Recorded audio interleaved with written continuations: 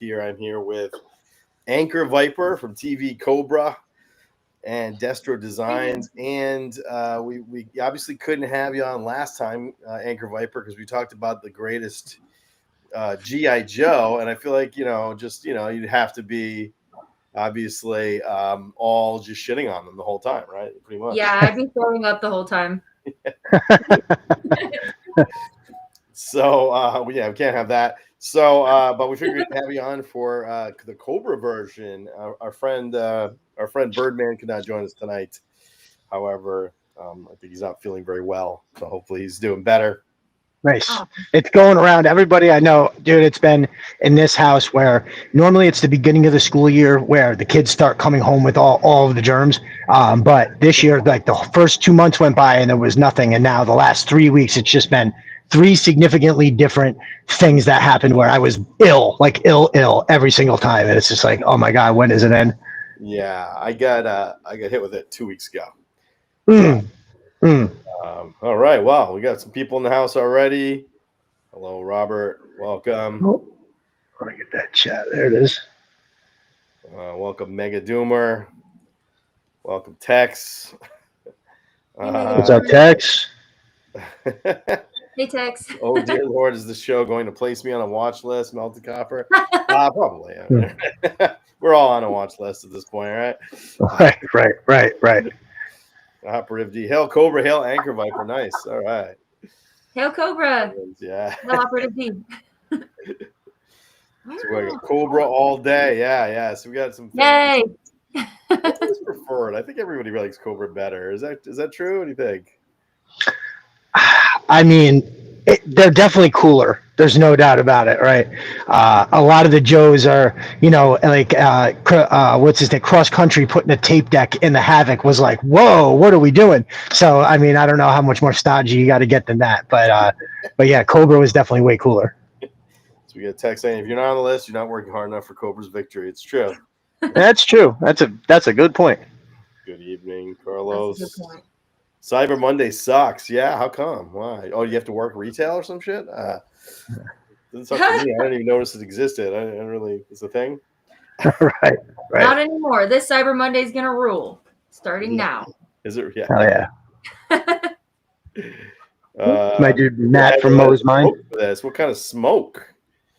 Yeah, I'm more of a drinker, but which I'm probably gonna calm down a little bit after Thanksgiving.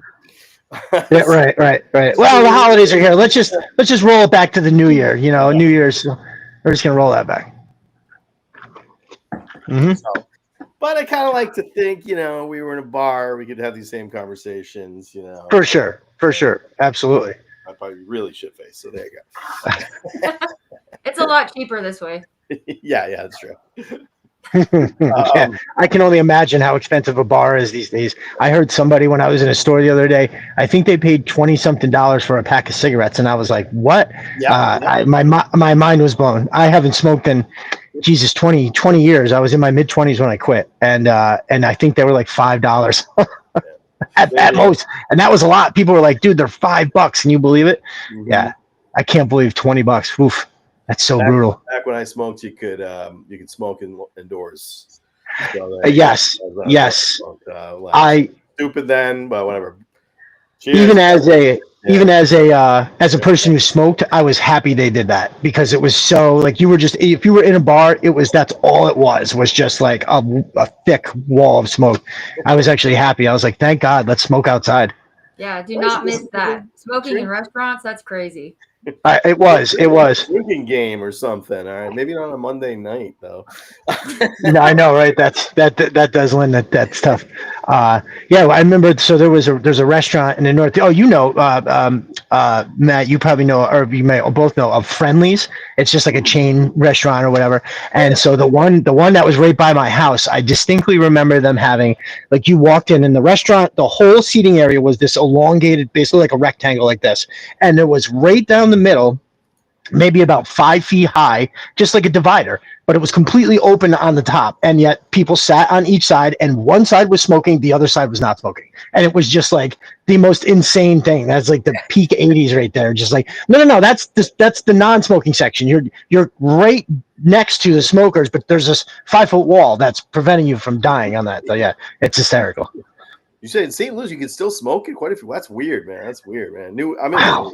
I've driven through Missouri once, kind of recently, and I was at a restaurant that was connected to a grocery store, and people were smoking in the restaurant with literally doors open to a grocery store. Modern day. I'm sure there's lots of hole in the wall bars where you are allowed to smoke for sure. Yeah, without a doubt. Back door, they don't get. You smoke so much, you down a bullet could pierce your lungs. I don't think it works that way, my friend. Worth a try, I don't think it works that way. However, hope is hope so. You know, there is always those like 95-year-old guys that, you know, smoke 3 packs a day. Hey, Jason, see ya. This is an interesting comment. Matt from Mo's Mine, he said, squirrels on ECU's campus were addicted to cigarettes. They eat all the butts students left all over campus. So one of them ate one time and was like, oh, that did something to me. So even a squirrel got addicted to eating them. How crazy is that? Oh my God. I'd like to see a little squirrel smoking a cigarette or something. Yeah, well, hey, if he was smoking it, then that would be cool. But if he's just eating a butt, then I don't know. We got to talk about that. That's some behavior. Yeah. Hello, GI Jetman. All right, I get some people. Remember smoking in high school? You know what? I didn't smoke in high school. I'll admit I was a little bit of a late comer to that, which is probably for the best. And then when I hit my 20s, I was like, fuck it. I'm not going to live forever. This is stupid. So then you have that few years where you're just like, whatever, you know, and then eventually you go, oh, this is stupid, and I probably do want to live longer. So, right. You've never lived until you've spent a period of time not caring if you actually live or die. You're not thinking about those consequences. That's really living. True. Yeah. You got to have that moment. You got to have a couple of those. It's good for your health, I think, too. Just be for sure. Fucking idiot for just at least 20 years of your life. You know? Right. Well, I mean, I think, and jokes aside, you know, you learn so much from the mistakes you make in life as it is anyway. And so, you know, it's not like, oh, hey, go make a bunch of dumb mistakes just so you can quote unquote learn a lesson. You know, I could see somebody trying to, justify bad behavior. Well, I'm just trying to learn a lesson, but no, I think it's, the only crime in making a mistake is not learning from it. Yeah. So I didn't smoke in high school. Wait until I was like, did you ever smoke Anchor Viper? They allow that in Cobra? Nope. Probably not good for running around and shit, you know. That's a big fat no. Yeah.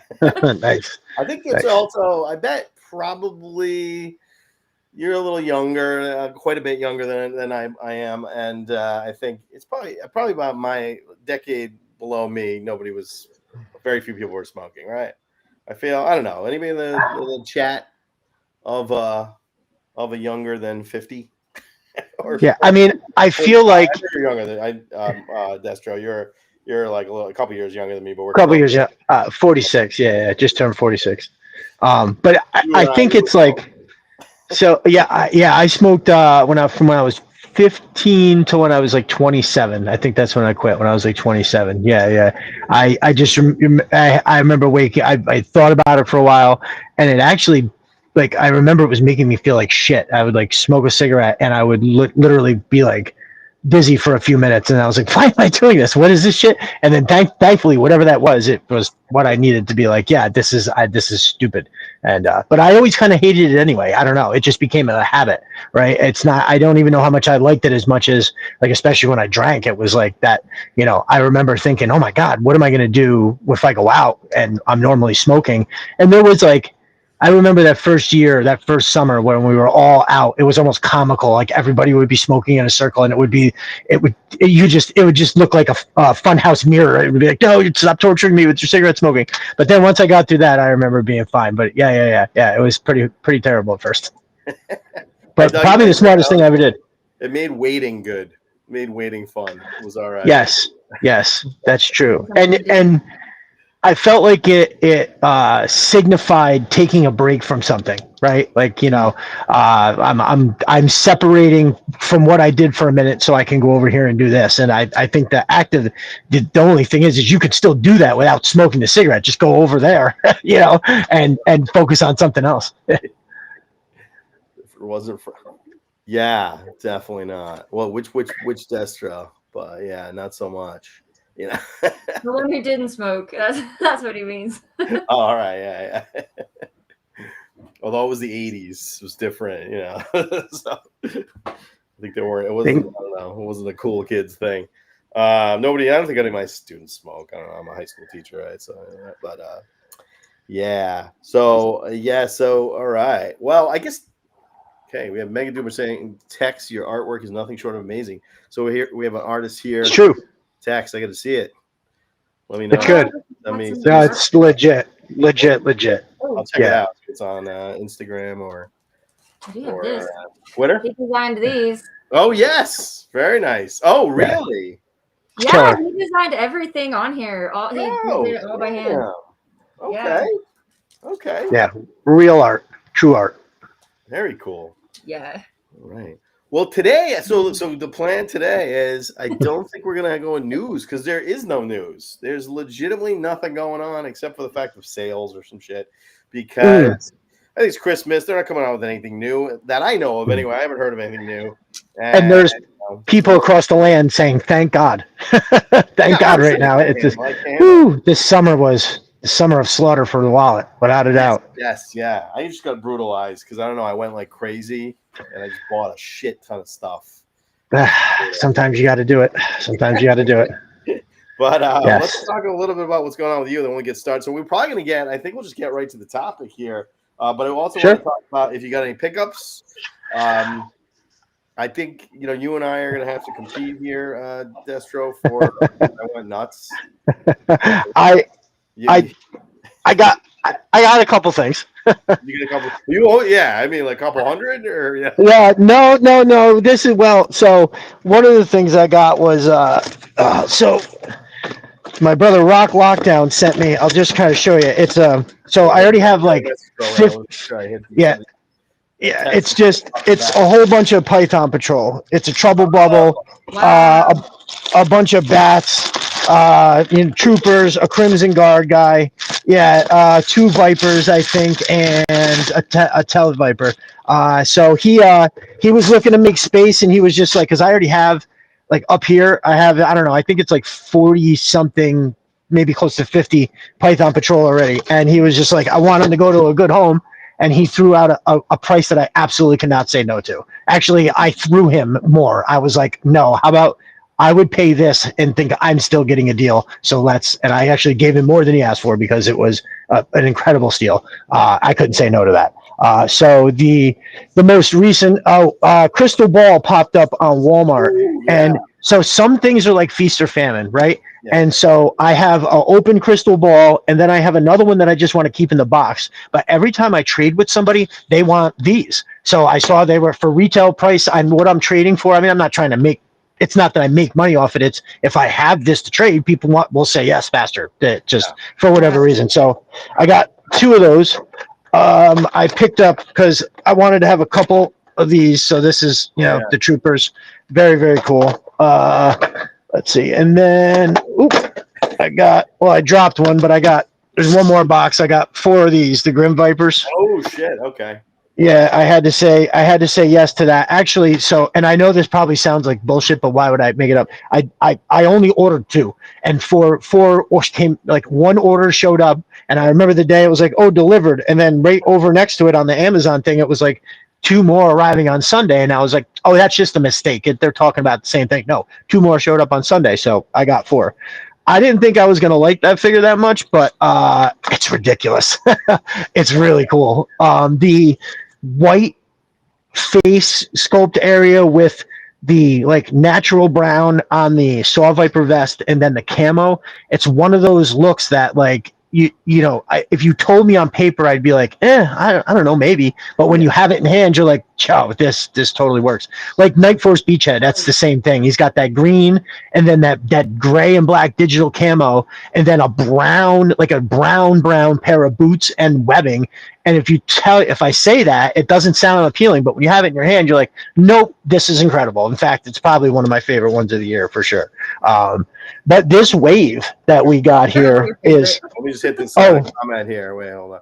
So Anchor Viper schedules your interview. You're sending me something special. Thank you. Yeah. So Anchor Viper and I are going to do a live in-person interview. Or is that what nice? Saying? So we're doing in-person. That's awesome. So fantastic. That's Melted Copper, you said he sits on a throne of lies. What are you talking about the 4 when he said he only ordered 2? Oh, all right. All right, fine. I'll lean over and get it. I'm old. I don't like bending over. Here. It got me out here justifying. There it is. All right. I picked up another.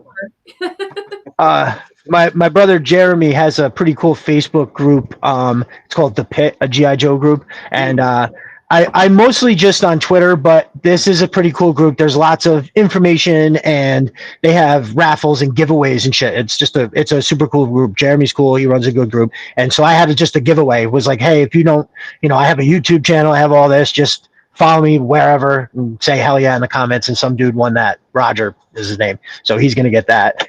Super cool figure. I love that for sure. But this wave that came out, right? So the one in question that I wasn't sure what I was going to like was the Grim Viper, and it turned out it was like a 10 out of 10. So I got 2 of these mainframe. I don't know. I saw this. I don't normally buy, if it's a true builder, I have multiples, but well, no, I get rid of a lot of stuff. I do trades and yeah, I don't.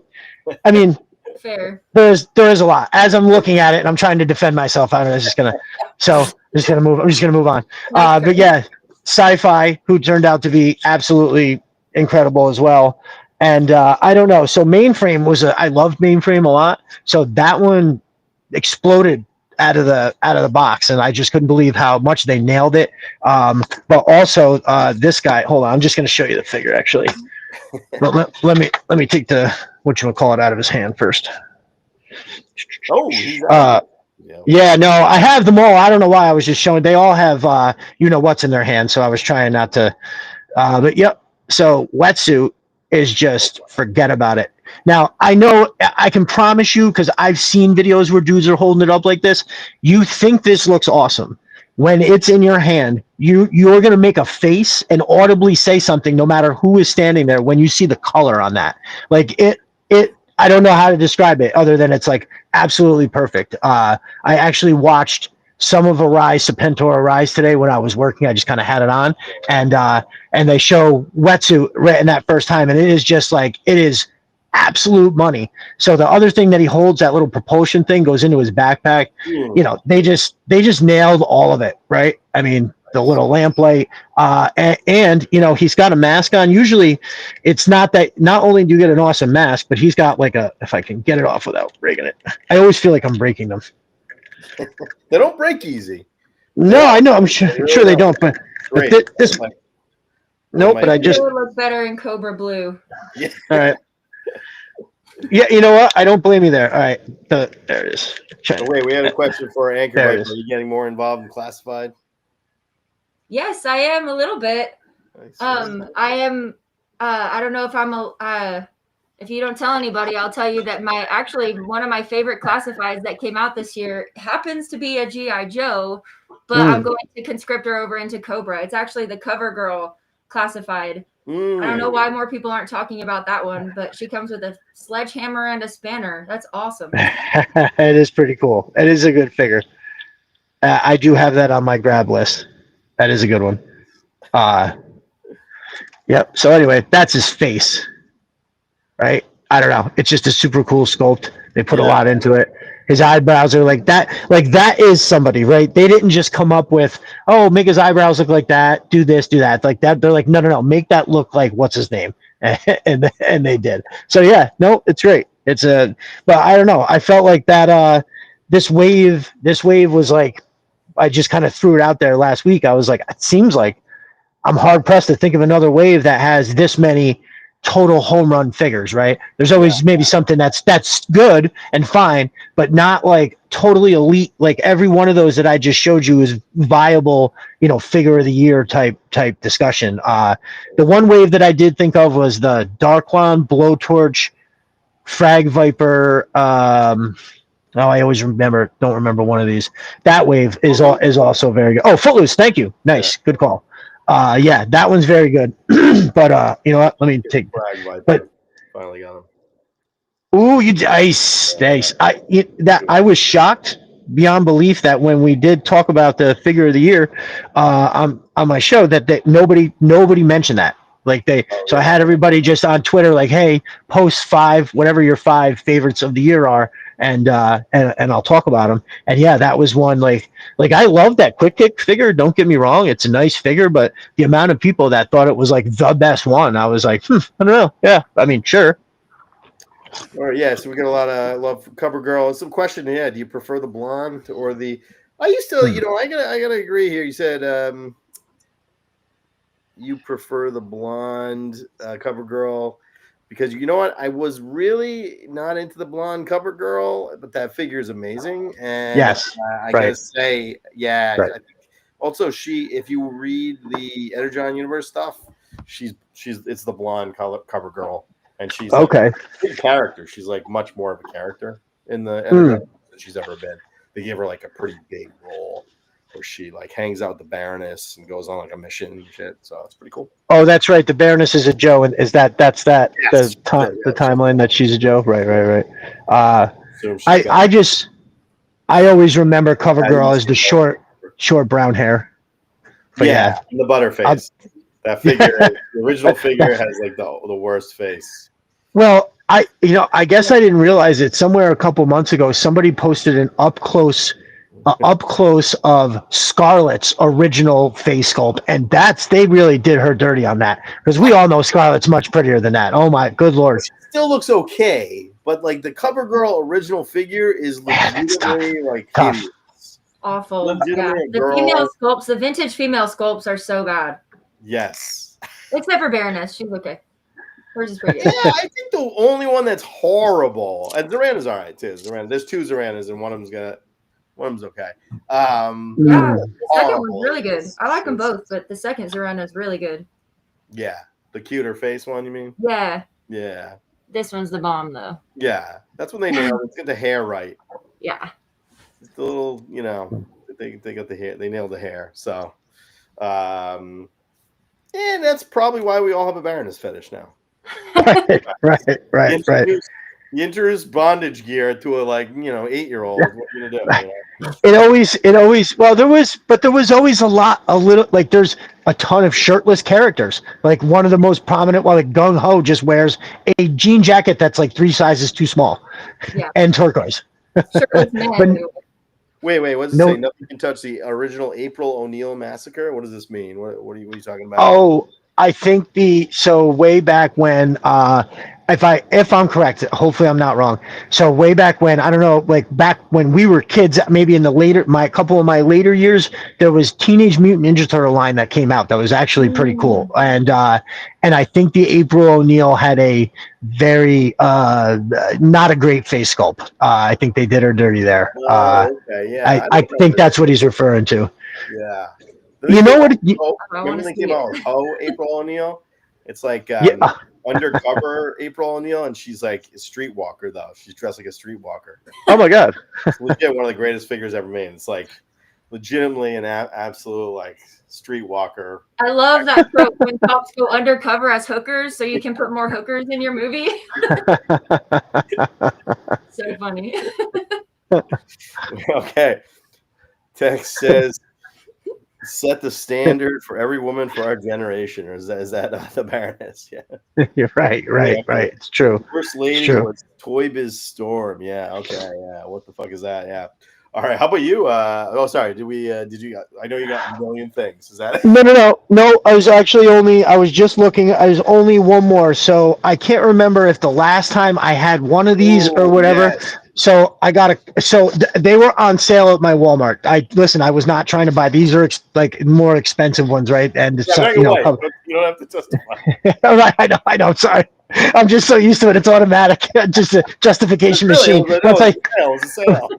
Once I hear keywords, my brain just starts doing it. I don't even have to. It doesn't matter who's saying it. I was triggered, and I just started the line. But no, they were actually on sale, and I couldn't say no to that either. I was like, all right, fine. And then I was like, that's it for the big stuff for the year. I don't think because I got deals on stuff like I don't know, like a month, whatever it was, a month ago. There was a Slaughter on Amazon. They had like his fire team was like $48 or something like that. Trouble Bubbles were like $32. Yeah. And it was like, oh my God, I was looking for more of these, and now here they are at a can't say no price. So now I'm at a point where I'm looking at end of year stuff, including the holidays. So it's like, all right, I'm good. Hopefully there's not just something that they come out with all of a sudden. I mean, well, the Arctic Hiss, right? That's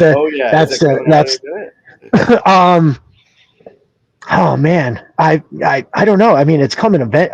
Now that you say that, I guess I don't even know if it's coming by the end of the year. That could be in the beginning of next year. But between now and when they do, when is the next wave supposed to show up? Not until April, right? The Lifeline, Lifeline Hit and Run, and whoever that is, that I think that shows up, or at least my Amazon order says it's coming in the beginning of April. Between now and then, I don't know. I guess I just assumed that the Arctic Hiss would be out, or we'd know how much we have to spend. That's all I want to know, really, is what is the price point on this? Yeah. So what Anchor Viper pickups? Now that you mentioned the Hiss fire team, I actually got from my local toy store. I like to find them loose a lot because I'm going to take them out anyway. Yeah, they're super cheap. Sure. I got the whole fire team for like $20. What? Yeah. It was really? Yeah, it was. They're just because they have so many, I guess. And then I also dug through for Black Friday. I went over there and got a bunch of loose figures. They had a bin and they were selling them for like $3. A bunch of the vintage figures. So wow, that's crazy. I got that's such a good deal. For $2. I can't think of what else. I got the Hiss 2 driver, a bunch of stuff the Hiss 2 driver I can never find. So got him for $2. Is the Hiss 2 driver, is that Rip It? No, Rip It is the Hiss 3, the blue one, I think. Sorry. You know what I'm talking about, that guy? Track Viper, yeah. He's like... yeah. Great. So I actually have, so I don't know when it was, 2010, 2011, Walmart had, it's basically just a 1-for-1 of the original. I got the Awe Striker, the Fang, the Hiss 3, and the Hiss 1. They're all just kind of in the box. And I've looked everywhere for the Hiss 2, and it was like, I'm fine. It's like, I don't know if they made it or not. And like, I don't, it's really not the end of the world. And I'm trying to focus like classified only, you know what I mean? But something like that, I'd love to find that too, the red one. I remember wanting so bad. We got Toy Domination in the house. So Joe, and awesome. Great YouTube channel. We're gonna be on next week, I think. My boy, they gone. Yeah. But yeah, did you have that back when we were kids? I think it was a Sears special. It was the red Hiss 2, but it had the missile system. You know, the missile system that came with the new Hiss.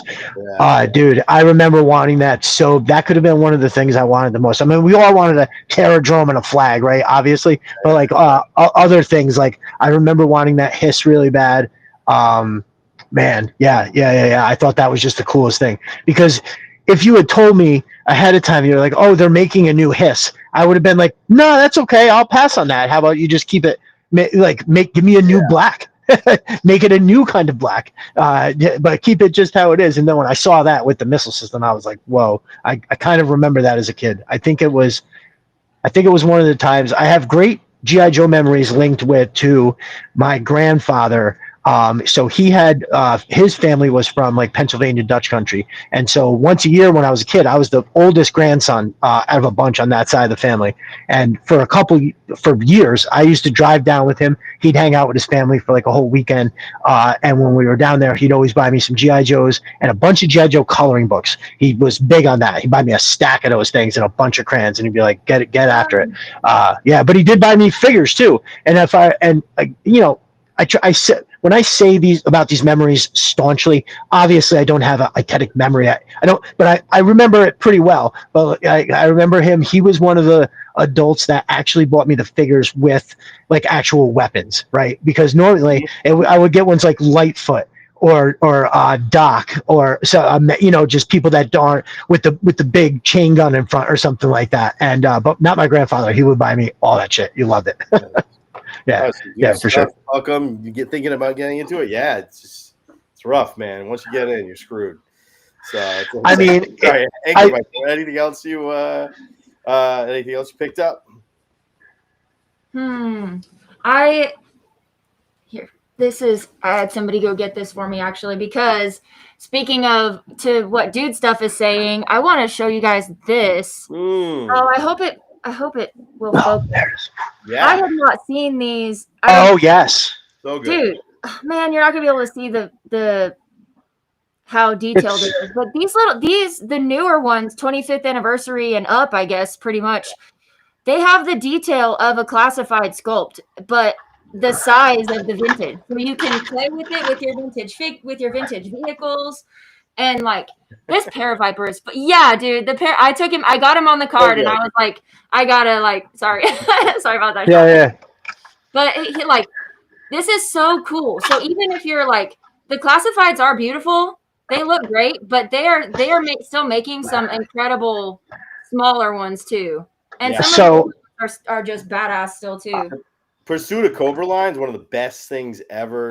You beat me to it. Yeah. 100%. I just want to make sure I hit as many of the chat, especially when they say nice things about me. So, thank you very much. I love it. Classified ladies all the classified ladies are kind of petite. Oh, nice. Here we go. Snow leopard. They're all like short. Snow leopard in the house. Big Red, my brother, Big Red. So we got a couple of guys that were that are always in my shows. So Snow Leopard is joining us from the middle of the night. I think I might have mentioned this before when he was on. It is 2:30 in the morning right now where he is. So he is up supporting and hanging. And last Saturday, and then 2 days ago on Saturday, during the show, we celebrated my brother Big Red's birthday. So shout out to Snow Leopard, shout out to Big Red, shout out to Dagon, and who else did we see in here? Shout out to my brother Matt from Mo's Mine. Okay, so where's the member? Okay, where's the members only Viper? Yeah, I would like that. Members only jacket. Dude, that's exactly what I just thought about was a members only leather jacket. I have one. Nice. I had one in a thrift store like a couple years ago. Listen, it was the pinnacle of affordable cool, like literally, without a doubt. It is not cool at all. However, that's what Let's talk. Oh, sorry. Anchor Viper, was that your pickups? Yes, I got one other thing, but I think I'm gonna wait and surprise you guys because it's pretty badass. But oh, nice. All right. I haven't decided if I'm gonna share it or not. Yeah. All right. Well, let me. I'll show you what I got. I got a bunch of shit. I actually nice. Here we go. I don't know what happened. And first of all, let's go. This is a certificate from TV Cobra. Very nice. It was drawn by Tex, who was in the chat. So there you go. And this is it's a war bond. It's really awesome. Gorgeous. I'm gonna frame it, put it on my wall. Cool. So very cool. Real quick, can I say something about them real quick? Please, yeah, please. Okay, so what he has is a Cobra War Bond. I've got two here, but these are, you can use them just like kind of like real war bonds.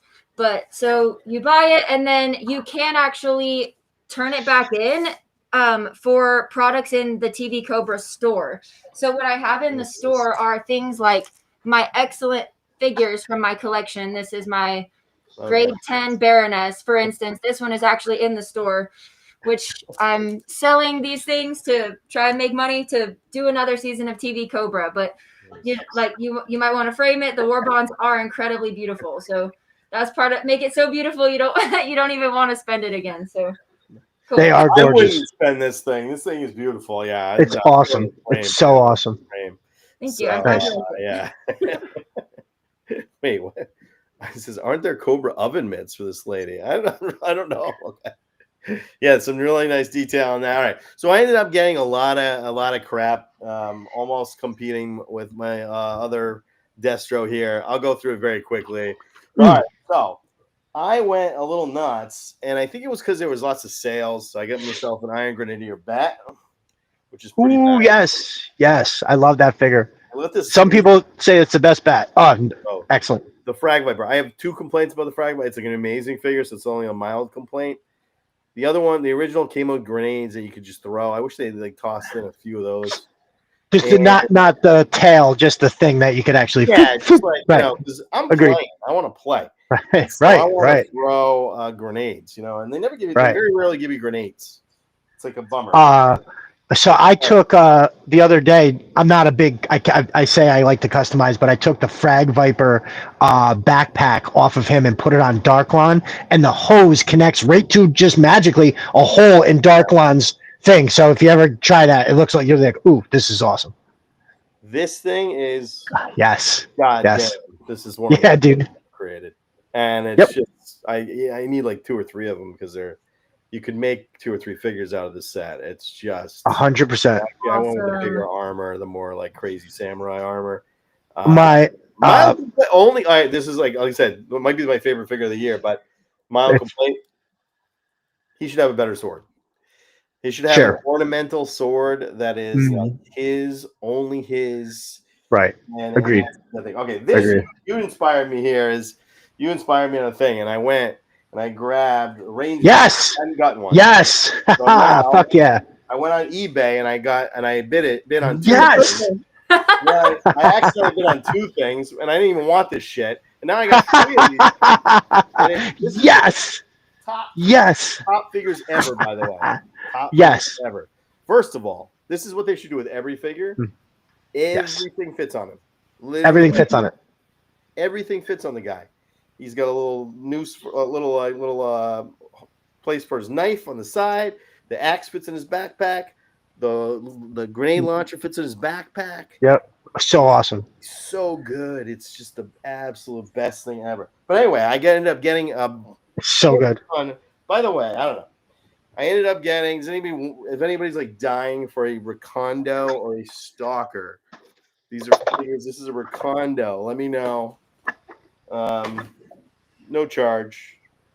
So, let me know. Nice. If you're dying for one, first person who says, I really want this. I wanted Tiger Force Recondo. I have 0 use for a Tiger Force Recondo. And I have this Stalker. And it just came with them. It came with it. Let me know. Tell me. Nice. Text me. Email me, whatever. Okay. In the pack of shit, I got this, which is top tier bat. Absolutely beautiful. Absolutely beautiful. I got shout out just another jerk. There he is. 2 more of these. 2 more of these. And I already had one, but having 2 is like I got 2 Saw Vipers. Yes. And yes.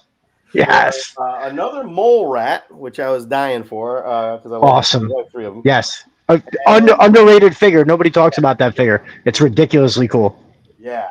So that's my and I got the divers. The diver, which I fucking love. I walked into a Walmart. They never have anything here. Never. So when I walked into a Walmart and saw them, I was like, I didn't know if I wanted them, but I was like, I gotta buy it. And it's so good. Loved it. Welcome. Pop Cold Frenzy in the house. Yeah. What's up, brother? Pop Cold Frenzy. Okay, then I'm gonna be quick. I'll go quick on this. But I just went crazy and I got shit. Yes. All right. Let the excess flow. I love it. All right. Here's my beef here. I got a beef with has anybody here? Do you guys collect anything else? Is this an only G.I. Joe? How about guys in the chat? Now I've been I like He-Man. I'm into He-Man. I just like vaguely started, but other than that, mostly GI Joe. I do get some Action Force stuff or things that are like work with GI Joe. But there was a sale on Big Bad Toy Store for a 4-pack of the Ultimates Silverhawks, and when I did the Silver Mythology Silverhawks video, I got obsessed with Monstar, so I had to get them.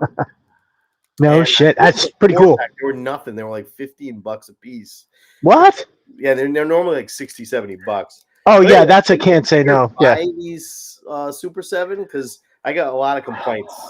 They kind of dog shit, honestly. Well, I'll tell you what. Yes, the stuff. You said you collect Masterverse. Masterverse line is great.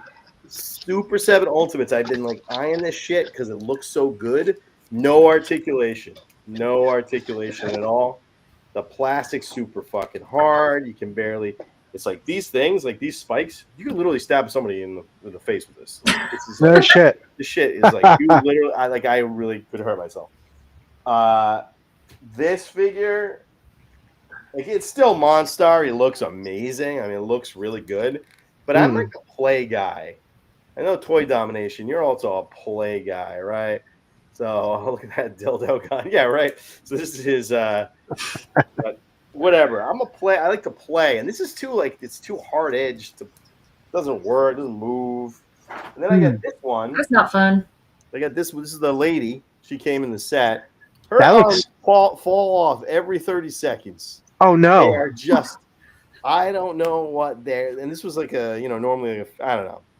Well, at $15, you paid $4 a piece for them. I mean, but still, why? It's just like make it right, and I'll pay you the money. You know, why you making shit? Silverhawks are all right, but especially Monstar is very cool. Dude, I got all excited. I thought you were gonna like it, and I was just see, it looks nice.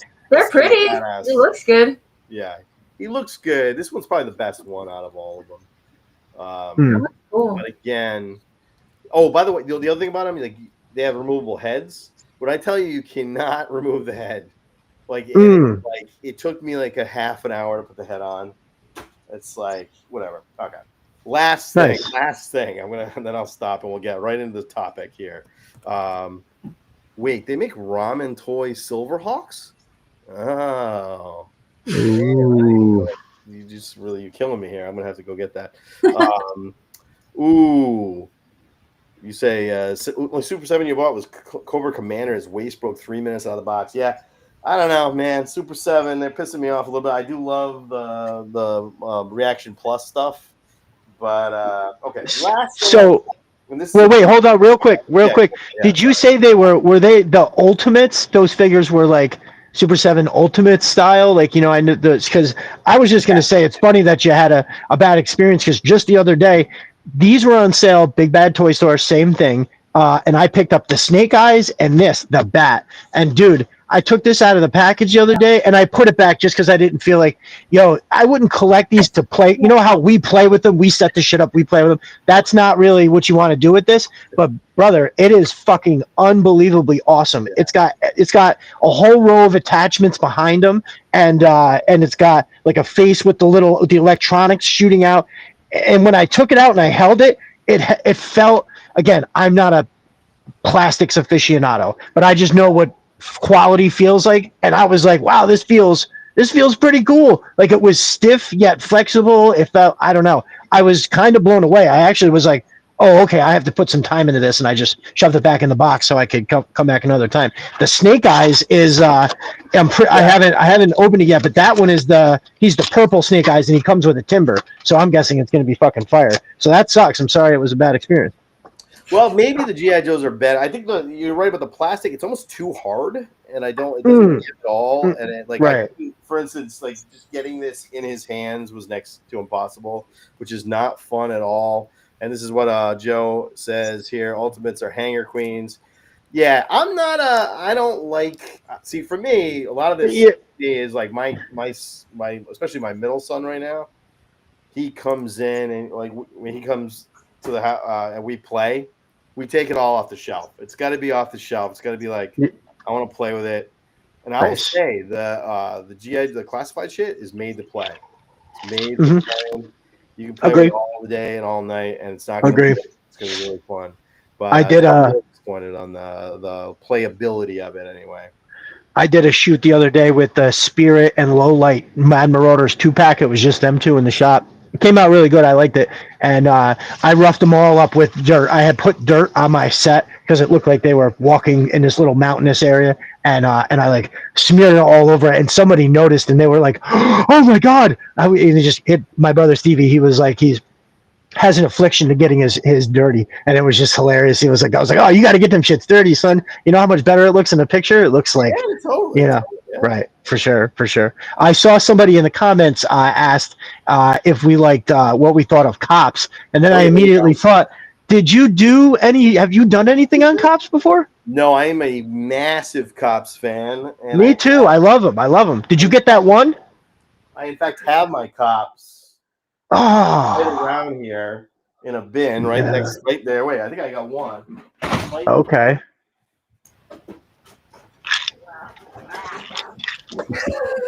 I do have my cop. I got one of them. Yes. I took him out of the, and I will be doing. I'm definitely going to do a mythology of Cops without a doubt. Well, I'm looking forward to that. So I traded. We talked about that line of Ninja Turtles before. I had all of them. I traded all 4 of those, and I think a Casey Jones for. I can't remember exactly which ones they were, but it was a bunch of Cops. I traded a Ninja Turtles lot for a bunch of Cops because as soon as I saw those, I was like, "That's awesome!"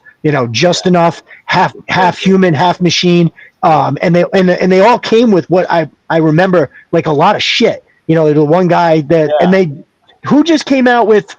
I think the dude's name is Bulletproof, right? Didn't like I don't who NECA maybe. Oh, I shouldn't say. I really don't remember, but it's awesome. It looked really cool, like the soft goods and the whole nine. Yeah, I think in general, anything Hasbro, all the Hasbro stuff is my favorite. Like I love Inhumanoids, I love Cops, I love Visionaries. But anyway, last thing here I got, and this is okay. I'm gonna literally.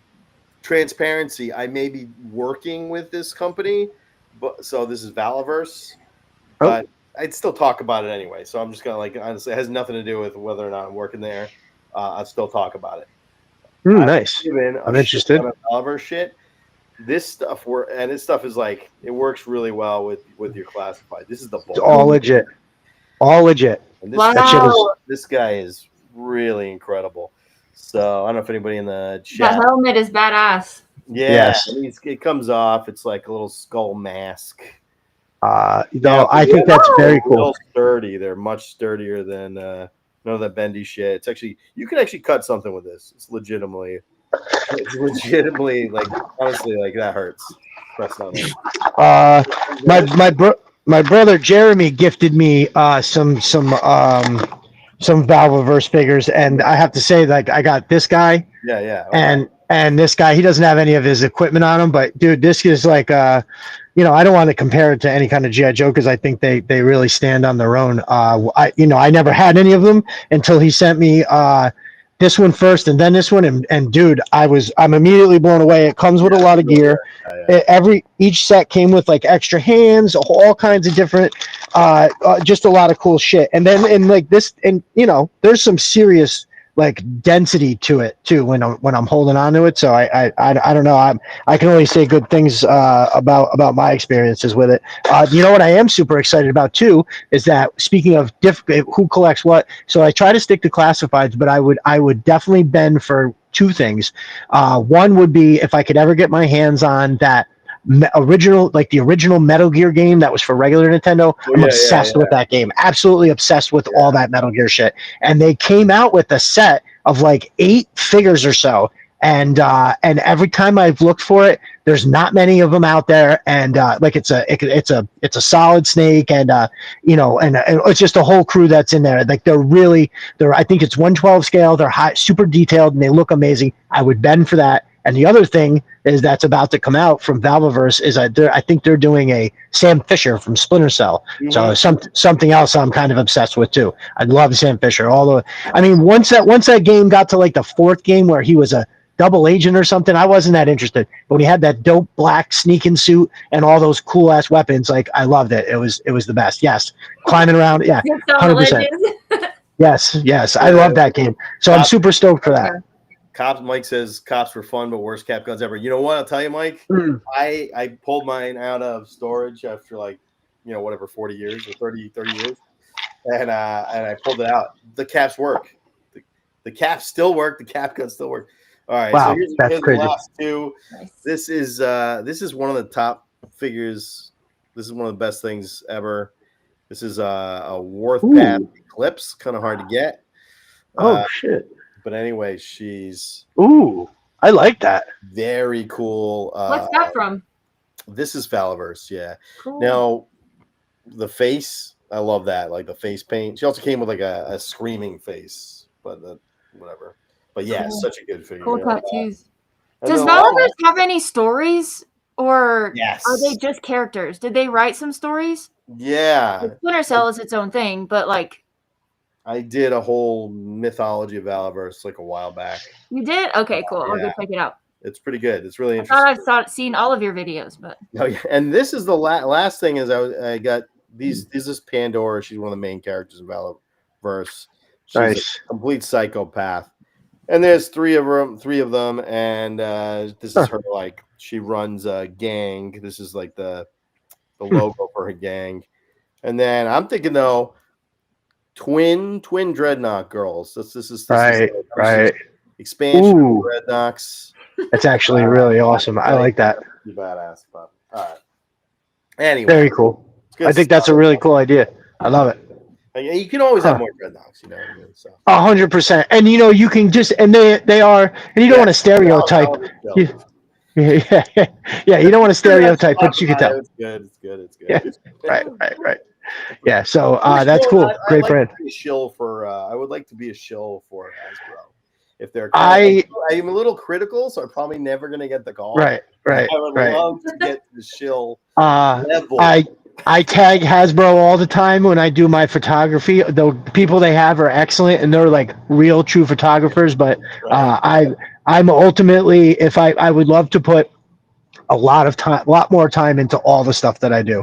I mean, I know that's crazy. It's just like, I'm almost 50 and I'm like, how can I spend all my time playing with the toys? And which is basically what it boils down to. But I was like, yeah, no, this shit is fantastic. I have to figure out a way. So yes, no, I'm I'll show. Yeah, totally. Yeah, Hasbro, call me. I'm ready to show. Ready I'm sure we both know exactly how you feel, Michael. What's that? Yes. I said, I'm sure we both know exactly how he feels. Yes. Yep. Call us. We're ready. Yeah. Oh yeah. Yeah, Pandora's a standout figure. Yeah, it's pretty great. Yeah, I thought that was incredible looking. Yeah, so good. All right, let's get into it. So we're here to talk about our. You want to tell let's just quickly go what's going on with you, and then we'll get into the your favorites. Anything new? Yeah, Anchor Viper. What's going on? So I real quick would love to tell you guys about what I would like to do with season 2. Firstly, so season 2, I want to have more, reporting and stuff. I'm gonna go further into the series, but also a lot more fun stuff. I've talked about the Cobra Service Organization, Playdate type of things, and I got a little bit of feedback that maybe my last interview with Mr. Spirit Animal was perhaps a little too formal. So I wanted to show you guys what other sets might look like. And that it doesn't always have to be so formal. We can be a little cash too. But all kinds of cool. I've got so many great ideas and things planned already for like 80s style ads and stuff like that. Some like workout videos, think like Buns of Steel type of stuff, but all Cobra-fied, obviously. Nice. So that's super awesome. And I make all of this, Tex helps a lot, and we've got one other person on our team, and but we do all of this ourselves and by hand. So it does take time. It takes I can't go to work when I'm doing this. So I have a Kickstarter running, and I want to real quick thank Operative D and Mega Doomer for being supporters of the Kickstarter, especially Operative D. Thank you so much for your generous backing. He's an executive producer, which is excellent. I think you waited up. Maybe you waited up for it. As soon as I posted it, you backed it. So that was excellent. But I brought a couple of the rewards. There's a few people who will be getting these adorable little. Well, they're not adorable because you're all men, so they're excellent or something. These classified size wanted posters that Tex designed. Oh, cool! So I cannot wait to see. There's some people who will be getting those. All our Patreon patrons will be getting those in any of their the rewards that they back. This I showed you the war bonds. That's one of them. That comes with a lot of the stuff. Oh, maybe a little scattered, but there's something I wanted to mention before I forget that I have enabled, I think it's called stretch pay. So firstly, nothing is due until the end of the campaign if it finishes, which is the day after Christmas. So even if you back it today, no money comes out until after Christmas. And if you do, turn this down. These are loud. If you do the command tier or higher, so this is something that Kickstarter does. If it's $125 or more, you can pay in 3 installments. So it's, it'll be like 40 something bucks 3 times, and you get your whole thing. So any backer more than 125, you don't have to pay all of that up front, and none of it is due until after Christmas. So I think that's kind of cool. But I wanted to also, you guys saw this in the video, but the awesome. Picture actually this is the classified size TV. Oh shit! Really? Yeah, I was looking at your face, Mark. I was like, he looks like he hasn't seen this before. So the picture doesn't come across very well in here, but the picture actually looks awesome. It actually looks really good, and they're very loud. It's gonna come loaded up with every episode of TV Cobra season 1. Wow. You can actually plug headphones into it and stuff. So these are very cool little classified size TVs. Yeah. So I had a hell of a time sourcing these. So I finally got one, and I wanted to wait to have it in hand to show you rather than promise something that I didn't have. So those are the main things. There's a couple other really cool rewards, my top secret dossier, my file card, stuff like that. Some of Tex's original artwork. I've got 3 pieces that he donated are up for grabs on there. So anybody, it's the TV Cobra season 2 or something. It's run by me, Anchor Viper. So find that on Kickstarter and back it so we can keep having more fun. Nice. So the text says, as TV Cobra producer, I can tell you, Anchor Viper is going deep into season 2. Deep dives into gear and Cobra philosophy. Nice. All right. Very cool. Ooh, I like the way that sounds. That's nice. Nice. How about you, Destro? You got anything going on? Yeah. So I had to kind of get a few things set up before I could officially do it. But tomorrow I'll be putting a post up where I am doing a Cobrathon this weekend there's just a member of our community. I had put it out there months ago that I wanted to do like a holiday drive.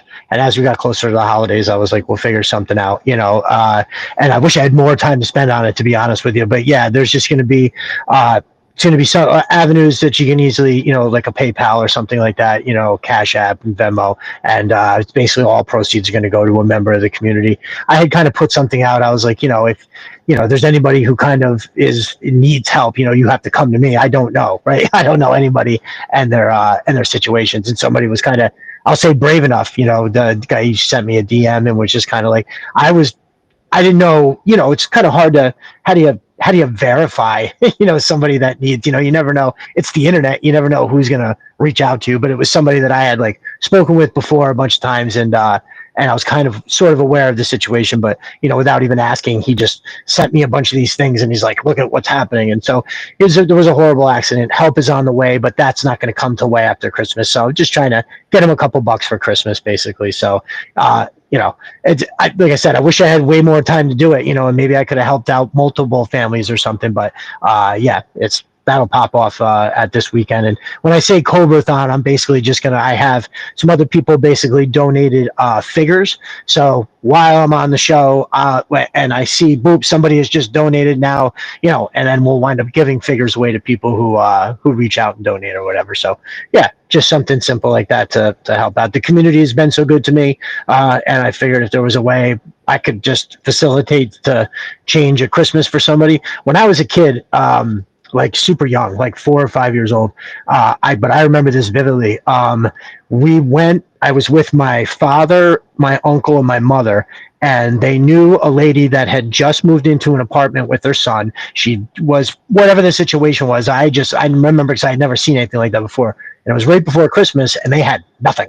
There was literally nothing in the apartment. So like they had pulled some stuff together, and they brought her. She had like a sofa, a this, a that, a tree, a TV, and presents for the kid. It was basically an instant Christmas, and that stuck with me my whole entire life. Like, yeah, it sucks that a kid not having Christmas because of some adult bullshit getting in the way. Yeah, that I don't know. I figured if I could avert that from happening in at least one family, because it's not just the kid that goes through that. It's a parent that cares has to watch their kid go through it, and that's awful as well. So just to kind of see if there was something I could do, and so that's the big thing basically. Otherwise, I'm mostly just taking shots. I do shill for two of the better 3D printers that make stuff for the classifieds. I 100% do. My boy Matt from Mo's Mine, he made this. I call it the Magnificent Beast. That is the Atlas. I've shilled for him and his amazing stuff all day. And my brother Chris from Sis 3D Arsenal, he makes a lot of different shit, but that whole locker setup back there, he makes. You've probably seen him before too. Stuff like this, the little mission crates, like that one comes with the little chemical crates and all that stuff. And the first one I saw was the Firefly crate. Just amazing stuff. But yeah, I have many shots with these guys planned up. I had just been so busy. I got like a backlog of things. I'm doing the next thing I'm doing is for Mo's Mind is I have a shot with all the policemen that I have are going to be coming out of the back of the Atlas. So the back of that thing is absolutely enormous. Let me see. I'll just show you just how absolutely enormous it is. Oh, good, Wow. Yeah. So he actually just sent me this cool attachment that I can now have the back of it. But yeah, there ain't nothing like this. And let me tell you, I'll have Mark. I'll send you a picture of what it looks like next to a hiss. It's bigger than the hiss in every way possible. But yeah, and it does that. Opens up. You can get to the inside. The little door that goes in there. There's so much detail on this thing. You'll have to take a minute, and I could either send you some up close pictures, or maybe you could just go check it out on the website. But yeah, it's yeah. He's incredible. That he makes amazing stuff, and like he makes an outpost. I don't want to go too crazy on it, but yeah, and Chris from Sis 3D Arsenal, like I said, I did that Cobra Claw launching facility I talked about forever. I did that with Chris from Sis 3D Arsenal. Like these, how else are you going to hold your mass device crate? You got to have that. This is one of my favorites. That's going to be coming up soon with how else do you pay Zartan and the Dreadnoks but a crate full of gold? And this was the latest one. He sent me on the air. I opened a package from him, so I ordered like just a couple things that I actually was giving to a friend, and Chris sent me a bunch of this shit that I didn't even know was coming. So I freaked out. So it's got mass device little cylinders. They got a little double helix in there. Yeah. So these guys, I do shill. These guys are amazing. I think they have actually, and it really just started with me seeing both of their stuffs and enjoying it so much that I basically was just like, hey, I want to blow your shit up as best I can. I mean, they're both doing in their own right, 100%. But I enjoy trying to make the most out of my dio shots with their stuff because it changes. Like that locker setup, I can't grab all that to bring it down, but I'm sure everybody could zoom in and see that. And dude, that shit is fucking awesome. When you set that up and you've got like all kinds of, and this is where playing really comes into it, because I'm like changing the pegs on all that and putting different guns up on the background and everything. Yeah, I could do this literally for 10 hours a day every day. All right, so we got a lot of let me just hit the chat here because right, lots of love for Tex. Nice. Yes, it'd be nice to do this for a living. That is true. Anyway, so okay, let's get into the main topic here, which is our top 10 Cobras, and a lot of them are going to be a repeat. So that's why I think we can handle top 10. However, neither one of you can do the assignment. If I give you 10, you give me 14. You can't have in your top 10. You can't have 3 on 1. Yeah. It's not a top 10. I don't think I have a single G.I. Joe list that is not like that. Every one of them looks like that. Yeah. But what I do promise. First, I was like, surely he didn't mean top 20. Right. No. But I promise it's brief. I knew I was adding a lot on there. I was like, all right, I just have to move it along a little bit, because especially when I just started to think about at least I grouped the troopers, vipers, bats, and like eels and whatever all in one category, right? Because they all I felt like they were all. I know. That's everybody. It's not. Let's go to our top 10. So our number 10 item here to start us off, and then we'll go back and we'll do our I told them to come up with one like underused. Play along in the comments here. Who's your top 10, or you think he's like underused, didn't really make it? That basically. Okay. So let's see. For our top 10, I'll go last, I guess. We have Anchor Viper. We'll let you go here first. You said Copperhead. Yeah. Nice. Yeah, nice. What do you love? What do you like so much about Copperhead? You work with him, so Yeah, exactly. Well, I do think he's an extremely underused character. I've got my little guy here. He's my favorite, but I love that his file card describes him as trash, which I think kind of shows how much respect the Joe file propagandists have for the average American. So I say if you're a poor man from Florida, there's a place for you in Cobra. Yeah.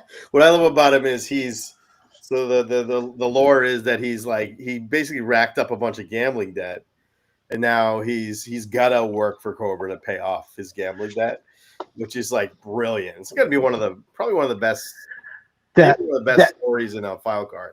That gung ho. He got that sick gold magnum that he has in the Python Patrol classified version. So he must be doing great now. Yes. Which is gorgeous, by the way. The Python Patrol version is amazing. Oh, I just had that up here. We were talking about it the other day. I think it would. I don't know. I must have put it away because it was just right here. Oh no, there he is. Yeah, absolutely fantastic. Because you know how awesome it has to be when you have such an iconic look like the original Copperhead. This has I have to bring it, and they fucking brought it. Yeah. Plus his knife, his machete, the Python Patrol one comes with blood all over it, which is super cool. Yeah. Does it come with blood on it? I don't know. Yes, it's listen. It's in the bag up and over there. Or wait, well So Copperhead is the Florida man he's 100% GI Joe's Florida. Florida man. And that on his file card, that gung ho quote about him is probably the best thing ever written on a file card, or at least it's in the running. Ooh, we have a very, very, very deep cut here by Operative D here. Bayonet of the Plague Troopers. All right, yeah. Ooh, that's is that the eel? I can't remember from the play. There's like Plague Troopers are like the best of all the different lines. I don't know why Hasbro, right? Operative D, like why has Hasbro not made a Plague set, like 3 of them or 4 of them? Because it's such the easy repaint. All you got to do is take the various Vipers and just paint them black, throw them in a box set of 3, and you got automatic money. You're just printing money. You don't have to do any repainting. I mean, you don't have to do any like retooling, except for the eel, which I think is Bayonet the eel. I can't remember. But yeah, you don't really have to do anything. Why do they not do that? Nice. But yeah, very cool stuff. The yes, it's like yes, right? It's the plague shit is amazing. You could just come out 2-3 sets, nail the plague, and we'd all buy it up. Yeah. All right. Big shout out to our brother Bearded Sumo. Let's see, he's got a great line. First time caller, long time listener. I love it. That's my brother. Yeah, help me keep in line the I wore one of his shirts tonight.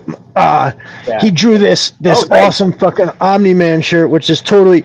He's got shit all kinds of shirts on T Public right now. If he wants to drop the actual the name that people can find it at. But yeah, I wanted everything. No, everybody feel free. Plug away. I'll plug for sure. I don't know what I'm doing next. I don't even know, but I'm plugging. Oh, guillotine. That was the eel. Yes, correct. Nice. Guillotine. I don't remember which one band that is.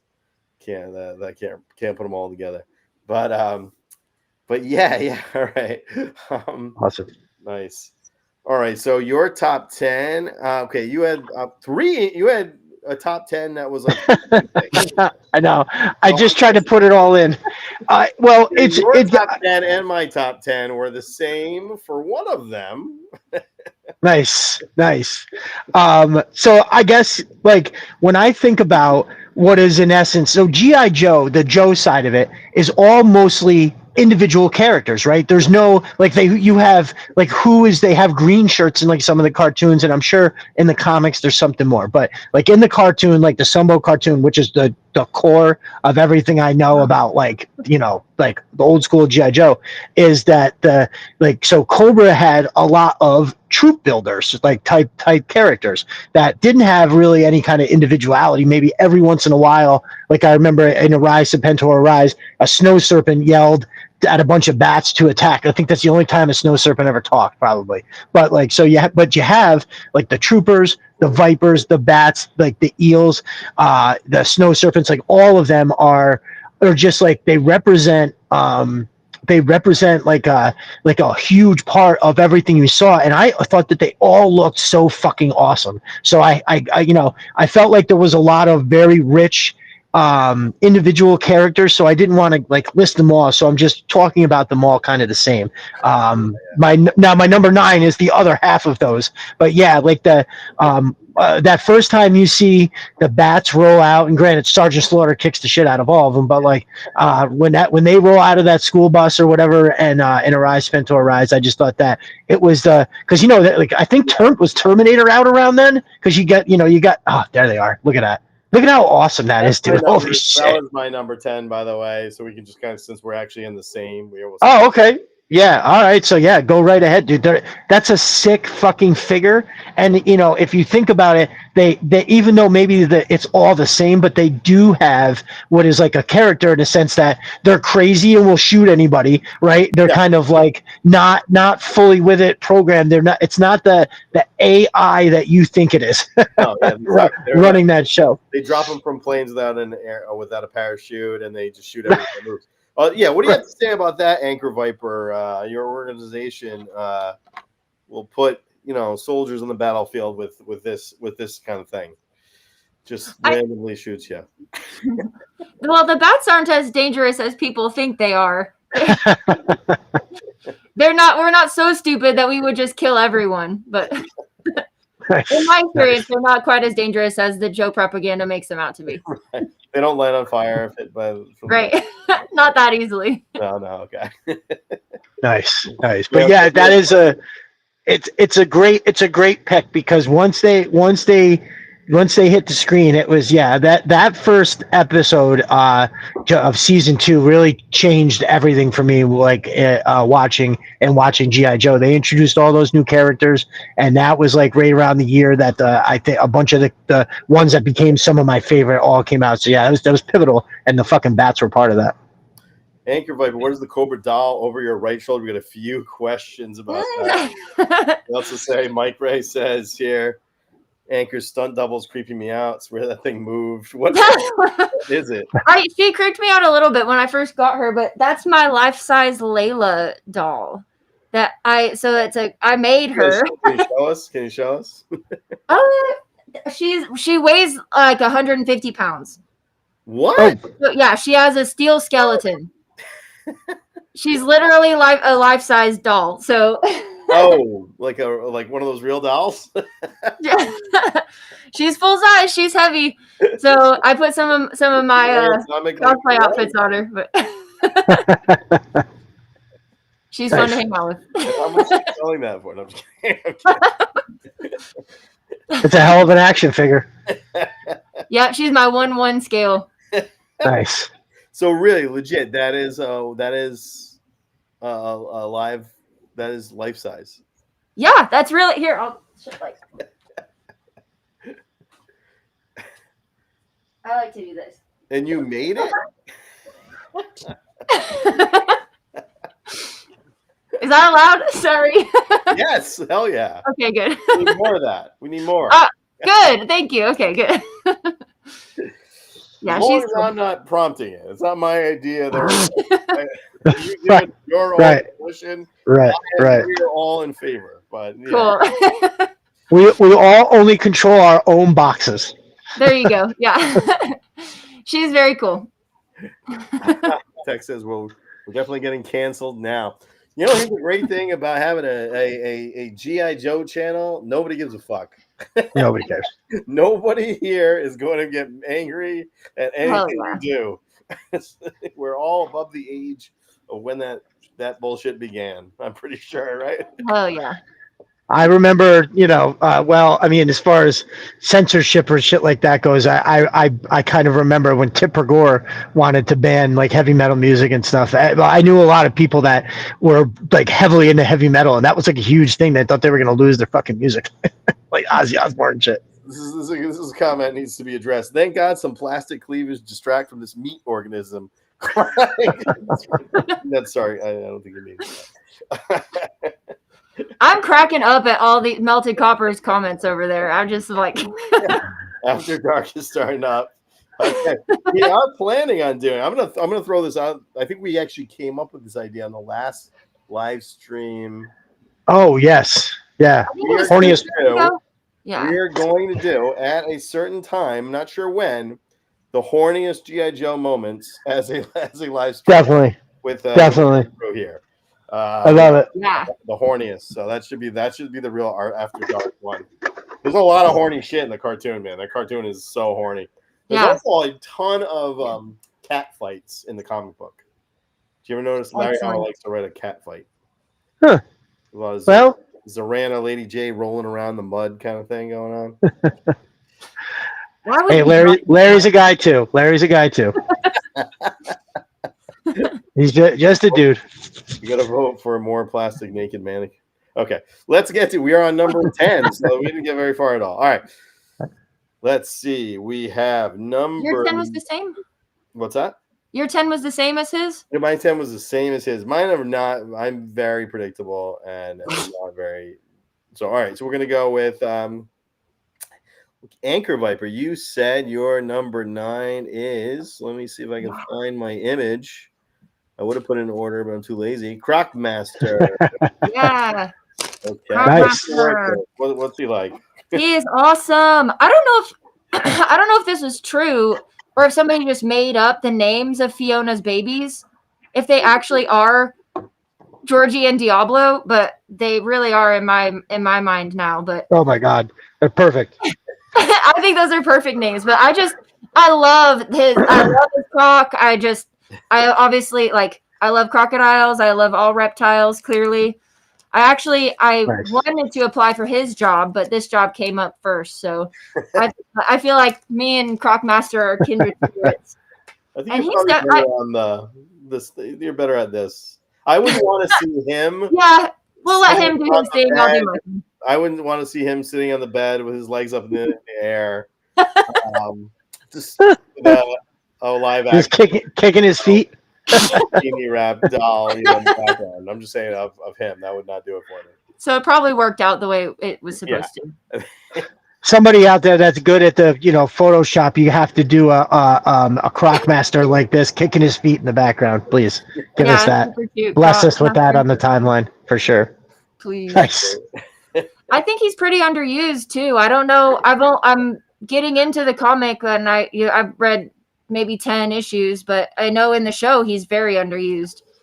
So yes, the only time he's ever used is if you read the Cobra. Have you read the Cobra series by IDW? Mm-mm. He is like a total serial killer in that. He's just like really creepy in it. Okay. And everyone's a serial killer in that series. You should read that. It's amazing. It is one of the best things ever done. Legit. Oh, we got a question. When does the Anchor Viper classified come out? There you go. You probably custom that. Yeah. I keep on thinking about that, and I'm going to put it off till after season 2 for sure. But I will, as far as effort that I'm going to put into something, I'm working on the show stuff. So. Oh yeah, that makes sense. Yeah. That's. I don't know anything about making fake figures, about making action figures, Well, I would do it. There's customizers out there that would do it for you. Yeah, that'd be cool. Maybe I can talk with Bobby Vallo while I'm up there with you. He can hook us up. Yeah, but there's a lot of guys make their own figure. Does we have any customizers in the chat here? I do not do that. I'm not smart enough to do that. I don't paint, but it's tempting. But I just like. Anyway, there's a ton of them. There's like so many great customizers. It's hard with the females, I feel like, because they're, like you said about the classifieds, they're all so small. I'm almost 6 feet tall in real life, so I would like as a classified, I can't necessarily kit bash a version of myself, but I have a custom that I'm going to show you when I get later. I think you have a very good chance of getting a custom because Tex does them. There you go. Yeah, he sent me one that he just made, so I'm going to show you guys when we get to it. Yeah, somebody just mentioned Steve Irwin, and I can't help but think, imagine if Crockmaster pulled his mask off and it was Steve fucking Irwin. Oh, he didn't die. It's really he really went to Cobra Island. Imagine that. That. Yes. All right. He's going deep cover to make sure those animals are treated right. Excellent. So number 9, we have. Oh, I don't think I grabbed an image from this. So we'll just talk it through. You said again 2. Does not understand top 10 list. All right, so I squeezed 6. I squeezed 6 in the last 2. Wow. So I did Snow Serpent and the Telly Vipers. So again, like a troop builder, but they were the same way where when you saw them, you absolutely loved it and they were there all the time. So like a Telly Viper and a Trouble Bubble will always do it for me. But then also like I felt like about the Televiper in the same way that I loved like Mainframe was that, again, computers were like magic back then. So these were dudes who could wield the power of technology. And I don't know, when I was a kid, I fucking loved it. Plus they had the words that went across the, the words that whip across the goggles. That's and cool. They just look cool. They just looked awesome. And, again, card art for a Televiper. But I can basically say, very similar things about the Snow Serpent.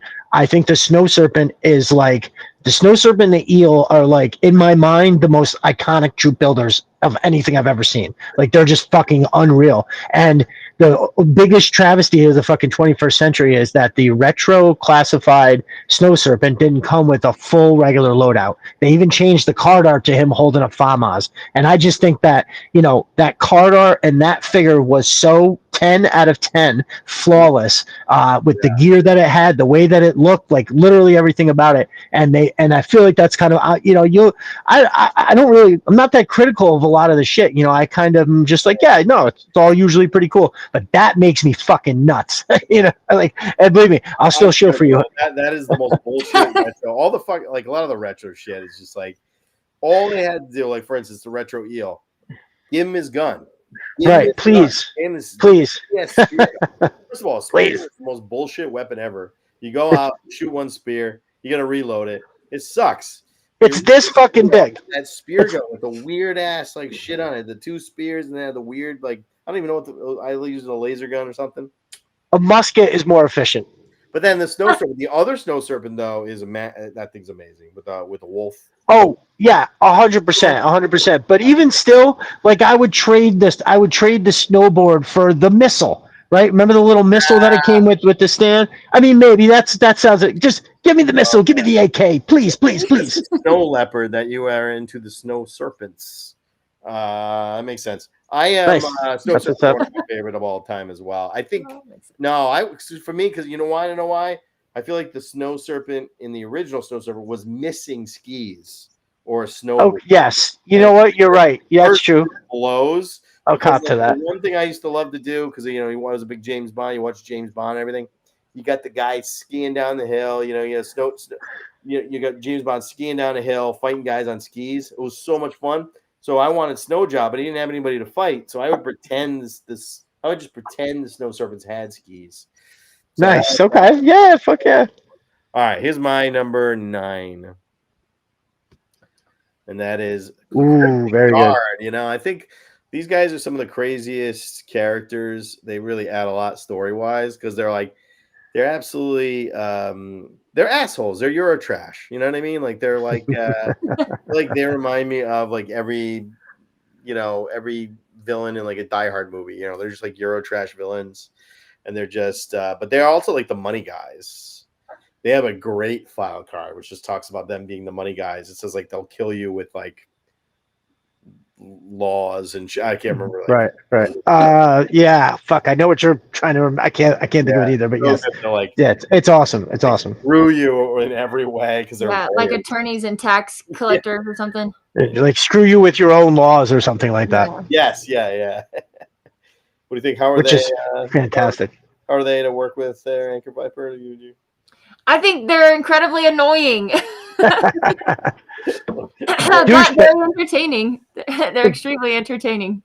Douchebags. Can't confirm. Dressed like circus clowns. Like what is the? It's a very interesting little look. Mm-hmm. It's a weird vibe all around. Yeah, it is. It's really weird. This is a pick that, honestly, they could have definitely been in my list because they were, in that group of, shows that I used to watch all the time. They were prominent players for sure. But there was something about I don't know, remember what it was. There was something about them that I just was like, nah, I don't know. But they're awesome, and they're a huge part of what goes on, especially when you think of like the power struggle. That's always at the top of Cobra. They're always right there, along with like Destro, Cobra Commander. Shuffle this, and the Crimson Twins. All three of those factions just trying to shuffle for their bit of power, trying to usurp that commander. Opera D mentioned like Bill Skarsgård. Yeah, so if you saw the last John Wick movie, Bill Skarsgård played basically the Crimson Twins, but there was only one of them. You duplicate that guy, and he would be a perfect Crimson Twin. He's a great actor. Nice, I love it. Yeah, I agree. Very good. Really bad. I'll admit, I did a video where I cast G.I. Joe, and I with like the best cast of ever, and all of them are like 85 years old. So like none of them. I did the same thing the other day. I was like, yo, Sigourney Weaver would make a killer Lady J, and somebody was like, hell yeah, and the dude was like, bro, she's 76. I was like, okay. I think she'd still be on, but that's perfect, right? Nobody rocks that short hair like Sigourney Weaver, and plus she's already got certified badass on screen. I mean, come on. Yeah, she's the Ripley. Original It's Ripley. Lady. 100% would be the best Baroness ever, I think. Yes, because if she, but she's still, I mean, she looks good still. She's still like, but she's probably not that old, but she's too old for the Baroness. She's not. She's right. She might be my age. She might be a little older than me. I don't know. I think Terry Farrell would make an excellent Baroness. Dax from Star Trek. She's a Trill. She's got the like leopard down her side. When you see her, she ends up marrying Worf in. Ooh, we got a Trekkie on our hands.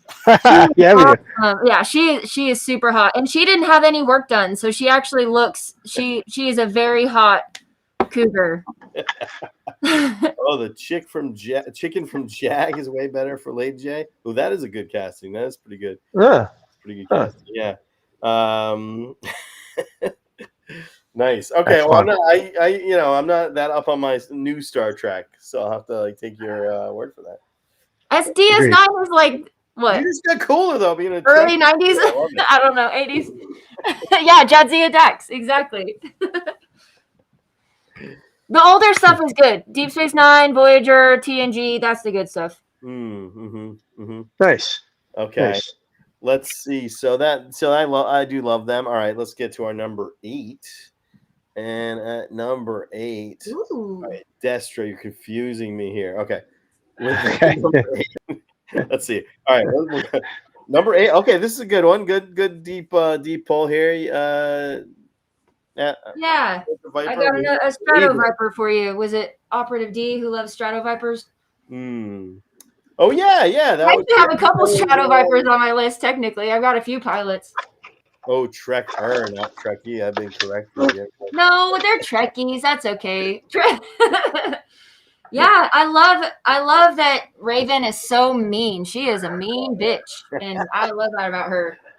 And I don't buy that she switched sides, took off her Cobra patch. I'm calling bullshit on that.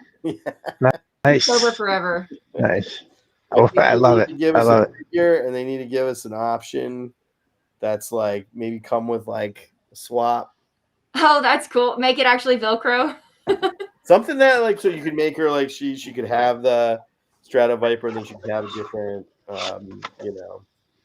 But yeah, she's awesome. I really wish they could make her into a figure. I really wish. Okay, here's the question. Now this came up, and I very assuredly answered the person, but I actually have no means to know the answer. Is she Native American or is she black? And this is somebody brought this up, and I was like, well, I thought she's got to be Native American, right? Like her name's Raven, but then there is no real way of knowing. But I would say that all that matters is that she's Cobra. Yeah, no, it's just okay. It's just also, then I would say look at her hair. She looks like she's Native American. She looks fucking Native American. I thought it was that to me. It was like, well, yes, it was like a no brainer for me. I answered them very assuredly, but I realized I only answered them because I just think I've always thought she's Native American. I don't see why she wouldn't be. I mean, she's got a little dark. She's got beautiful curly hair. In fairness, her skin is a bit dark. But, there we go. I think you're right. Maybe she's mixed. Yeah, maybe she half is. Black, half Native American. Oh, wow. Here we go. All right, fine. All right, I'll put on the glasses. You win the comment here at Toy Domination. Oh, actually, no. This one has to win, I think. This might win for me. Wait. Going too fast for me. Okay. This is a good one. We're getting political, but it's she could be Indian. More black as she needs to be. That's fucking awesome. That makes sense. Again, I think she's definitely got to be. HollowNet makes a good point. They gave her braids, which means they meant her to be Native American. Yeah, they love stereotypes. Yeah. They absolutely adored the stereotypes. Mm-hmm. Yeah, there you go. Okay. Anyway. So yeah, East India. She could be, I guess. I think she's got to be. I asked Buzz Dixon this, by the way, and he said he did not know. Huh. He's like, I don't know. I wrote 4 million cartoons, guy. Fuck off. You know what I mean? Right. From 83 to 90 to 2010. I don't remember if she's right. He didn't write that. Wow. He was the showrunner. So that's hysterical. That's hysterical. With bang. I agree with Mega Doomer. Goes. Yeah. All right. That's funny. Take it. Anchor Viper is a bi Viper. Yeah. Absolutely. If she's Cobra, she's in. She definitely is Native American. Yeah, I think she is. Right? Who's questioning this? Anyway, whatever. Okay. I'm going to move on. All right. Okay, now, Destro, you had 2. Okay? 2. This is the last time there's more than one. It's the last time. And one of them, I think, deserves higher here. But you had Zartan and Dark. Yes. Matched up. So let's just talk I definitely kind of agree that he should be a little higher. Almost certainly probably slid up somewhere around the 6. I definitely agree there. So you are right. Cobra is not racist. Cobra Commander does not wear a hood, right? Anchor Viper, tell us. Right. Cobra Commander is an equal Not opportunity racist. employer. Hail Cobra. Hail Cobra. That's it.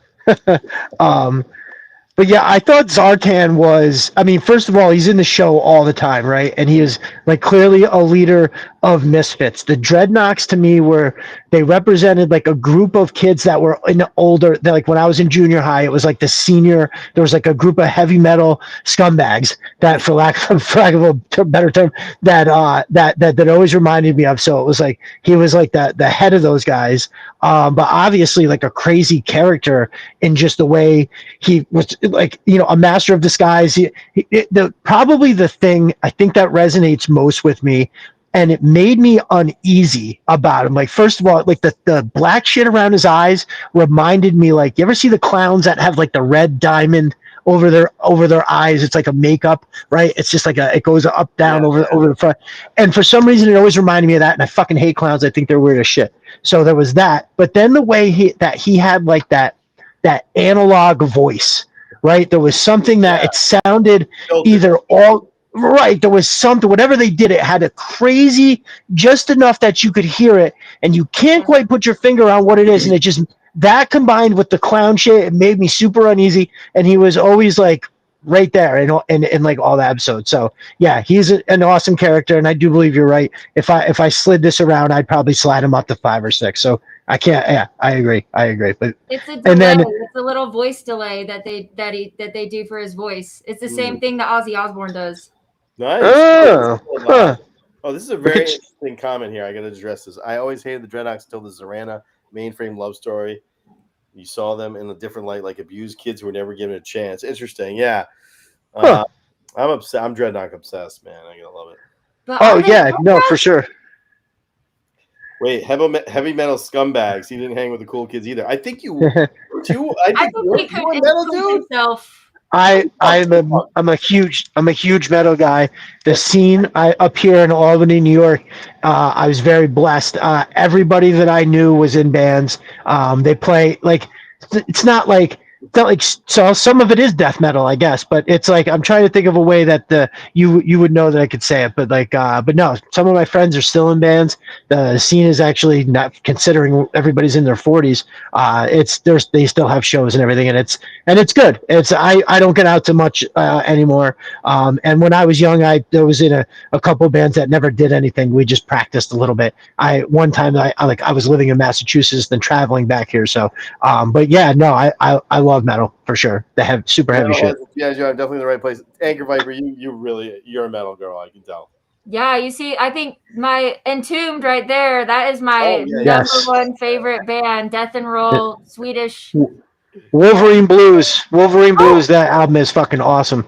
I don't know if you probably can't see it, but I actually have some portraits of Terry Farrell up on my wall too. But nice. I don't think you can see it. Okay. Then you might know who I'm talking about. But of Dax. All right. It says Proud Holder, the only file card to ever get walked back. Yeah, I have that file card too. It's much better if he's schizophrenic. It's just a much better story. 100%. And obviously, it's a problem people have, and they need medication to working with it. And I'm sad for that. It's a difficult thing to deal with and shit. It's still a better story. Right. And I feel like maybe, now would be a different time with so much more awareness about mental health. That may have been a good move back then because, I think that there was heavy stigma, it was, just put them in the home or whatever. I think it was maybe a little different, but still, you are so right. It's definitely a way cooler story. All right. Well, I mean, I put him way, way, way fucking higher. So I'm going to put him, but anyway, you had also Darklon. So one of the things we talked about is underused. I'll throw a Darklon here as my underused. Yep. Nice. Huge fan of the character. I think there's a lot of. I do think his outfit sucks. I think I would have liked a paint job on this guy that is not tiger stripe green with. But that figure is amazing. Yeah, it is. It is, isn't it? It's so crazy cool. I do almost give it a pat. The figure itself, the crazy coloring, it almost gets a pass because altogether it just looks so awesome. That sword is crazy. I actually have a shot. I've had a shot burning in my head for like 2 weeks that I'm gonna have to do with that sword. But no, like, so, I was only loosely aware of Darklon because, again, I wasn't super versed in the comics, but I read there was like 2 different comics, I think, that had him in it, and I remember immediately, like, why isn't he in the cartoon? This is Destro's fucking cousin. Yeah, What are we doing? What are we doing? He's the most arguably the most popular character has a family member, and he looks like that, and you're not using him. What the fuck? So I always thought that he was also on my underused list. But I loved the idea of Destro having a cousin that was like a younger, crazier, because Destro's a little more methodical and a little more like a thought out and in my head, Darklon was just like his ultra impulsive and super violent fucking cousin that just like he didn't think about shit. It was the dude's over there, let me pull out my broadsword. And so that, I don't know, that's just how I always pictured him, and I remember those. The only time I think I remember seeing him anyway is he had long hair, and I've always had long hair. So when I remember seeing the panel of him where he had his mask off and he had long hair, I was like, oh yeah, okay, so that's even better. So yeah, he becomes big in the Energon universe. He's big. He's a big character now. Larry used him a couple times, and he's always a dickhead. He's always like somebody desperate. Okay, here's mine, which is Quinn, one of my favorite characters of all time. Really nice. Really want a Quinn figure. One of my top, maybe my number one. I think my number one wanted classified figure would be a Quinn. Okay. Yeah. Okay. I mean, look at that. Look at how awesome that would be. Yeah, they would crush that. Yeah, totally. He is super cool, and he's got those little skulls on, and that made me think. And I think he's called an elite tracker. It made me think that might have something to do with the shadow tracker. I wonder if they're like the same type. I don't think he's not technically like part of Cobra. He's maybe a G.I. Joe enemy, but he's not trained that way. But I was like, one's an elite tracker, one's the shadow tracker. They both have skulls all over them. What's the connection here? Yeah. Shadow tracker. Okay, so now let's go into our deep cuts. I think I threw out there deep cut, and that is my deep cut because one who's underused, right, is the Shadow Tracker. One of the great, just like he has no presence in any. Oh wait, okay, good question. Do I want the shorts version? I definitely want the shorts version. I don't want the Arctic version. I want the shorts version. Yeah. No, give us shorts. Yeah. Give us an Arctic 2-pack with Snake Eyes and the skulls. Remember, I think that was on my list. Give us that Snake Eyes and a Quinn. Make it official. Charge me whatever the fuck you want. Here, you want blood? Fine. Here, I'll give it to you. Or if you really want to go crazy, yes, this is exactly what I was thinking. Pop Cult Frenzy, Dog Sled. Come on. I mean, what a great, it would be $150 though. Well, listen, we have the polar bear Snake Eyes already. He's so cool. Okay, so yeah, Jinx, you say that this Shadow Tracker is a Predator ripoff, which I just did the mythology of Predator. But yeah, which was amazing, brother. That was really good. I fucking loved it. Like, you really legit had. Now, even if it was just a bunch of information that I already knew, I love the way you package and present all of it, so I would have enjoyed it for sure. But like, I didn't know they were called a Yautja. I didn't know that. You know what I mean? So yeah, anybody that. Did you know Jean-Claude Van Damme was the Predator originally? I didn't until I watched your thing. So if there's anybody out there that hasn't watched that yet, as soon as this is over, you got to go over and check it out because it's phenomenal. It's great. I don't think it's pretty weird. It's a pretty weird detail. It's pretty cool. A lot of cool shit in there. I loved it. But I love this guy. He's insane. He's just one of the creepiest looking things. I think there's so much story that could happen with this guy, but he has no story yet. So wow. He's not in the comics? No, he came out after the comic. Wait, no, not after the comics, because there's no after the comics, because comics actually has still been going on. But he came out in the Pursuit of Cobra era, and Larry never used him. I don't think he's ever been used in anything, in fact. and he's so cool. It would be such a fun thing to add in. So hopefully they'll use him in Energon universe. They probably will.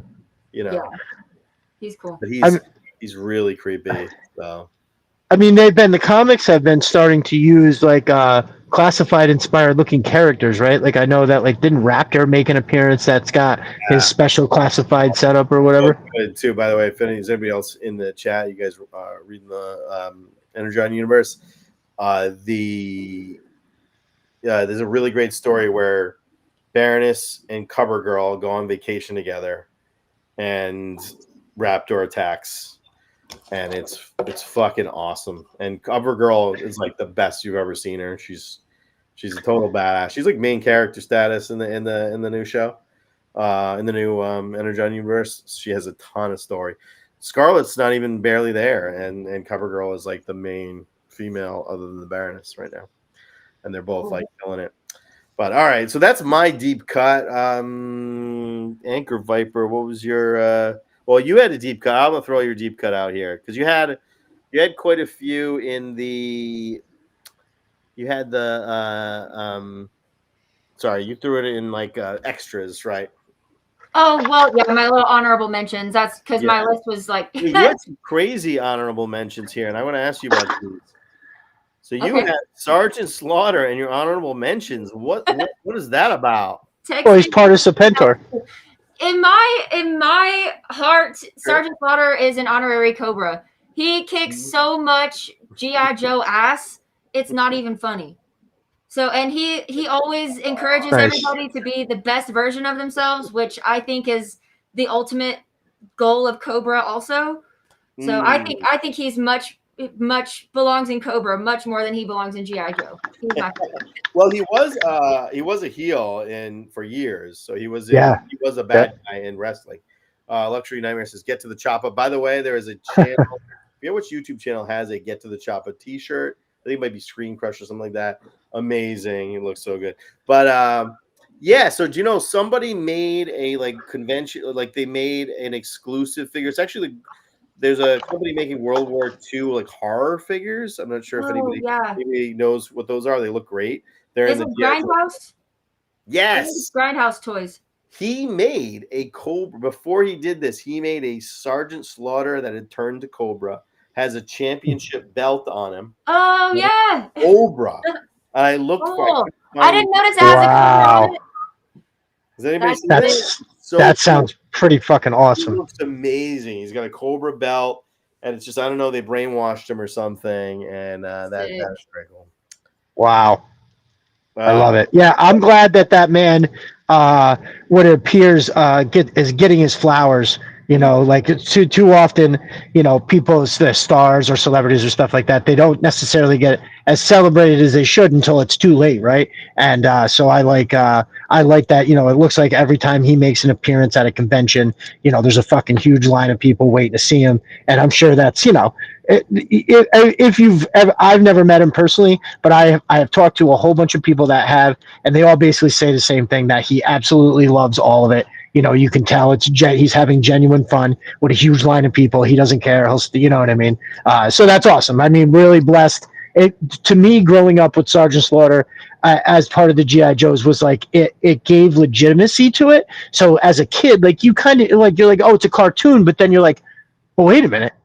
Sergeant Slaughter is real. And so it just in some way made you be able to make that leap of it, you know, that, oh, this is real. Like, they do probably have a military fucking group like this, and there are terrorists. I know there's terrorists. Maybe there is Cobra. So I don't know. I thought that he was a significant link to how you looked at G.I. Joe as a whole.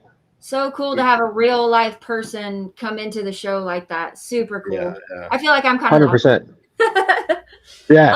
Real quick, somebody asked what my channel is. Yes. Cheeky Bugger.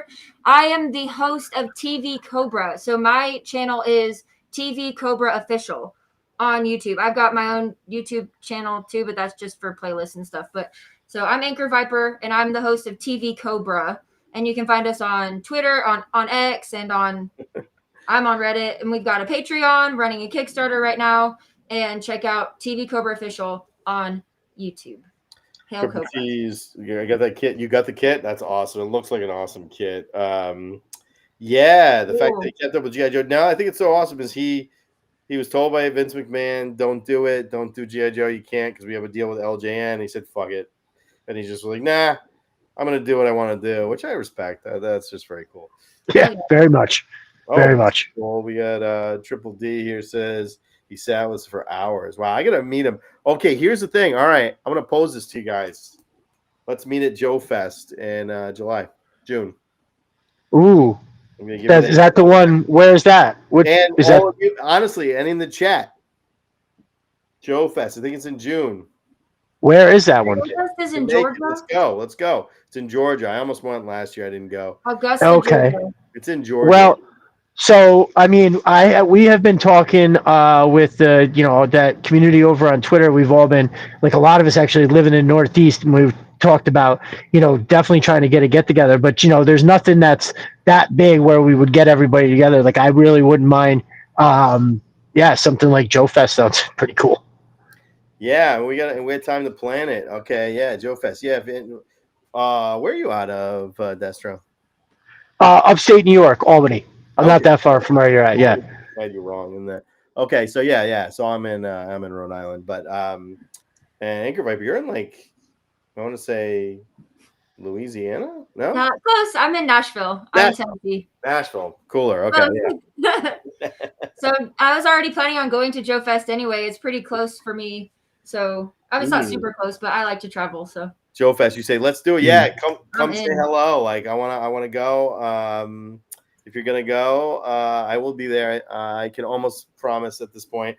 So let's go. Yeah, and say hi. Yeah, come say hi. Well, that does sound awesome. That'd be awesome. That'd be so fun. So anyway, okay, let's get back into this because we're going on almost 2 hours. Okay. I didn't have news today. I was not even halfway through. It's gonna be an hour and a half. Fucking A. All right. Okay, so now we're on our number. We hit our number 8, which is not promising. We have not gone very far. Okay, so Anchor Bike, we're gonna ladies first here. Whatever. Do we like that kind of thing? I don't know. Okay, I'm gonna.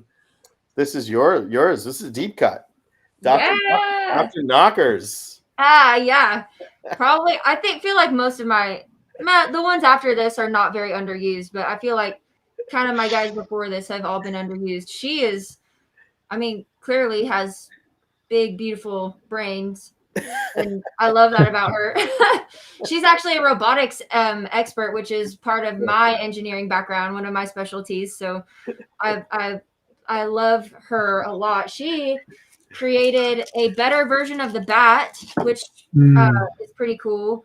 But then she's also the mommy of Overkill, the guy who becomes the bat leader. And Tech sent me this custom Overkill that he made. This camera sucks, but so since I don't have a Dr. Knox figure, I've got my little Overkill, which is kind of like her son.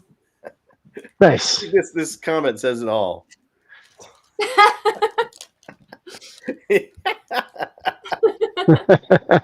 Yeah.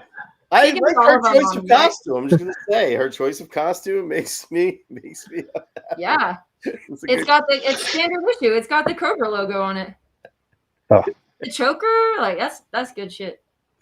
Nice. 12 hours. I don't know how far I am from Georgia. I have no idea.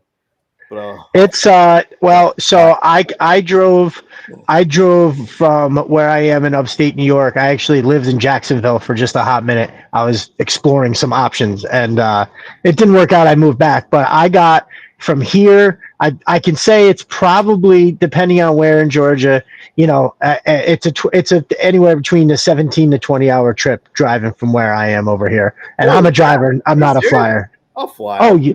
Whatever. I don't know. Oh, yeah. I ain't driving 20 hours. Wait, nothing's 20 hours. To Florida, not. So it took me 16 hours to get from Albany to Jacksonville, brother, and that was never going less than 80, and I stopped 3 times total.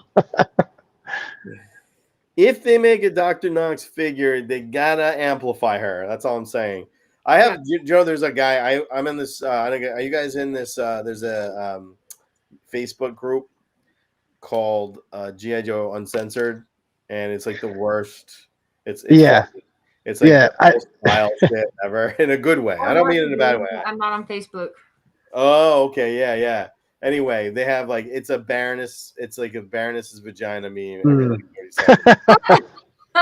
Yeah. Wow. It's bad. It's bad news. It's good. It's good stuff. Anyway. Sounds Okay. good. I don't even know where I was going with that. Let's go back to. I think you bring it up in every single show, which is good. Yeah, it's really funny. There's a really fun. Oh no, that's why. No, I remembered. Okay, there's a guy who he does custom figures, and all he does is anybody else in the chat? Anybody in the GI Joe Uncensored group? All he does is he takes the GI Joe figures and he gives them body modifications and gives them like triple D boobs. Oh my God. He's a complete degenerate, and in real life, or does he just use Photoshop? No, he literally makes the figures. So nice. So oh my God. See, like, Scarlet, make this Scarlet figure, but she's got like triple D's. Yeah, you only live once. Make him get big tits. Yeah. Well, they do make like a body. I don't know if you've seen like they make a body that you can buy from some company makes it that has like it's just like a naked girl body. It's got enormous boobs. No shit. Absolutely ridiculous. That sounds ridiculous. He takes those, he puts the head on, and he alters. In that group, yes. Nice. Oh my God, that's hysterical. All right, let's see. Let's not talk about that anymore. Okay. Let's just not. Okay, we'll have more opportunities later in the show. Okay, so for your deep cuts there, you said you had a list here. A lot of these we've covered already, but Darklon, Techno Viper, Eels, and Firefly. Yeah, I think Firefly is a good one. That's just obviously he's high on the list of everybody's favorite, and he just gets no play in any of the media, right? I was just saying the other day that I was like, despite what popularity he does have, he's still highly underrated, right? I think you definitely said it, but I think it was in your 30-minute clip of the Cobras and you had said something about like that, you know, a lot of what we all like about Firefly is we've had to fill in the blank, like it's headcanon.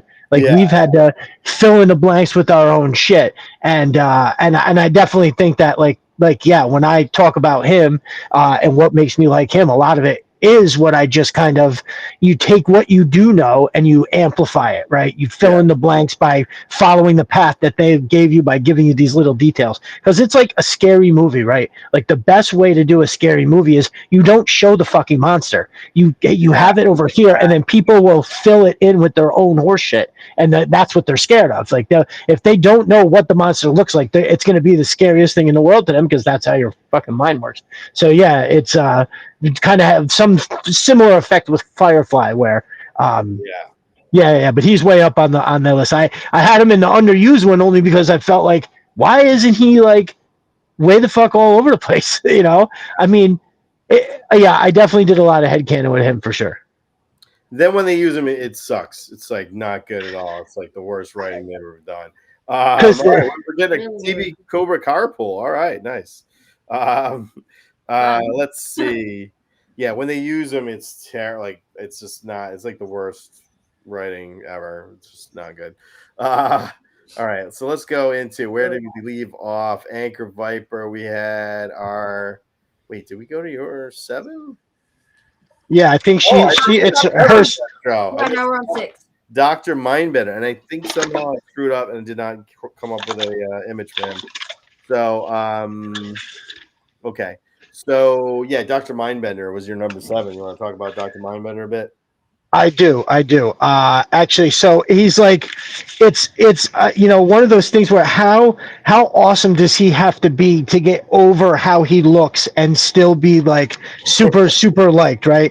It's always a funny thing when I learned that like, and this was just recently, that the idea that he was a dentist who fucking went crazy off his laughing gas, and it was like the next time that like when I had my teeth cleaned shortly after that, and I just couldn't help it. I was thinking, oh, this guy is just a couple of hits away from putting on a David Bowie from Labyrinth codpiece that's held up by suspenders that go over his shoulders, but yet somehow with no shirt on either. I mean, geez, could you possibly come up with something? Could you make up something that was more absurd than that? You can't. You can't. But anyway, what I liked was I liked him because he almost, and maybe again because my whole Sumbo universe revolves around Arise, Serpentor, Arise. It's almost like he was almost as powerful as Destro and Cobra Commander, because they always do what his plans were. Like, you know, he'd come up with a harebrained idea and they were always like, all right, let's get it. Yeah, worst ideas ever given by a man who looks like I just described. So I for sure always like respected the hustle, because he seemed to have he had the ear of the most powerful people, and I thought that was pretty cool. Here's a comment here for you. Dr. Mindbender is dressed like those old Samantha Fox posters. Oh my God! I know you're my age. I know exactly what he's talking about. Oh my fucking God, Jesus Christ! So there was I don't know, wait, Mark. I don't know. Here's an even better. He just described. Prophet Director says he just described what I'm wearing right now. That's fun. I mean, hey, if you got it, flaunt it. Put that slim bikini cod piece on there. But yeah, oh my God, the Samantha Fox reference. That's so fucking hilarious. I love it. But yeah, I don't know. And again, like the GI Joe that I saw the most, like without a doubt, was Arise, Serpentor, Arise. And so he's obviously like a prominent. Yeah, I think I'm almost positive I had like the VHS, because I saw it like at nauseum, probably, you know, like where, you know, G.I. Joe's not really on during the week. So like between the Saturdays, if you got a VHS tape, that fucking thing I watched every day. Literally, I'm pretty sure I went through it. I had to stop watching it because it like stopped working, you know. But yeah, I thought that I think he's like a pivotal player. I love what he brought to the, you know, I mean, because if they had to have somebody like, you know, you can't, it's what made it so sustainable through all these different episodes, was that it wasn't just Cobra Commander and Destro with the power struggle at top. It would be the Crimson Twins, or it would be you know, Dr. Mindbender wanting to do something, or some, you know, one of these other characters. So yeah, it was he was just one of the players that was always right there. And I mean, you know, he brought us that insufferable prick Serpentor. This is the most wild G.I. Joe stream of all time. We also have this stream is off the rails. Nice. And I'm down for it. Nice. I appreciate That's fun. Nice. I'm pretty sure that's a comment. And we said identify as a bird of prey. Yes. Okay, that's a plug. I appreciate the plug. It's a very underwatched video. It's like one of my worst watched videos, like lowest watched videos. But I made a whole documentary about Raptor, which is really fun, where I shot like a little movie about Raptor. So if you get a chance. Yeah, you guys seen it yet? I'm trying to, as you're saying that, I'm like, I would remember if I saw it. I'll definitely. I thought I watched everything. Yeah, I got my actor friends to come in, and we did like no shit. Oh, dude, I have to go watch that. I'm ashamed to say that I had not. It's like a parody of this thing called Therians, which are people who believe they're animals. And yeah. So, thank you. Very few people watch it. I liked it. It was funny. Oh, thank you. All right. That's awesome. All right, awesome. Plug everyone. Okay. Let's see. So now we are not even very far along here. So it's not surprising. Okay. Wait, 7. My number 7 is, and this is, and I am a Dreadnought fanatic. Some people don't like Dreadnoughts that don't understand it. I am an absolute fanatic of Dreadnoughts. They're my, like, just absolutely love it. Mine is Buzzer. Ooh, nice. I can't. Where's my? Is this it? No, that's not it. The bat. I know I plugged an image here. I'm having trouble. Oh, there it is. Okay, Buzzer. Now, what's so great about Buzzer is just his backstory is so insane. It's just It's just like he's this guy who he's an academic. He works at a college. He's writing a paper on Dreadnoks. He goes to hang out with him, and he never comes back. It's just the best story. It's just the coolest story. That's pretty awesome. That's pretty fucking awesome. And then the guy's got a diamond tooth chainsaw. I mean, he's absolutely insane. So, listen. I always held all the Dreadnoks at a great affinity. They kind of in the same way that Zartan. They were always involved somehow, and they were always up to no crazy. And he definitely had like a significant. I think like just a little more of the personality, or maybe he just had more speaking lines. You know, he's some smart. shit like that. But smart. Right. They're all the right. Right. you've ever met in your life. What's really funny is like if you read all the cards, Larry Hama clearly had like a contempt for like bikers shit. He's like, right. Like everyone, like, this guy's an idiot. This guy's the stupidest person who's ever met, except for Buzzer, who's like the only smart one. Right. Genius. Super smart, but so he's my favorite Dreadnought and one of my top characters of all time. I would say but it doesn't say Cobra anywhere on there. He's not a Cobra. Cobra, come on. No, he's an enemy of G.I. Joe, but the enemy of my enemy is not my ally. Technically, Firefly is not Cobra either. I agree. That's why he's not on my list. Really? Is that right? Yeah, he's a mercenary. But he does like Buzzer's in every like episode of the cartoon. He's like almost all there here. Okay. Brand says, they work against Cobra. Late. It's not hope it's not about to end. No, it's not. We haven't even got halfway through the fucking list, dude. We're going easy going 3 hours. So, you know, if you wanted an hour and a half, I apologize. It's all good. I'm actually middle, dude. You're in the dead middle. I actually tried to be quick with everything too. The Dreadnought origin story would make a great TV series. Yes, it would. I am going to do one on Buzzer, by the way. I am working on one on Buzzer. Oh, nice. That's what's up. And then Cobra Commander. And, I'm going to do one on Buzzer. But, yeah. Anyway, okay. So now we are on, like I said, my friend who just joined us. Yeah, we're not anywhere near done. There's nobody right. I don't know. Hopefully where you are, it's not really fucking late. Because it's 11 where I am. What's your... I'm so stupid. I think we're all in the same time zone. We're all in Eastern Standard? Yeah. I should know that. Okay. Well, no, I'm in Central. A lot of times I'm in Eastern, but...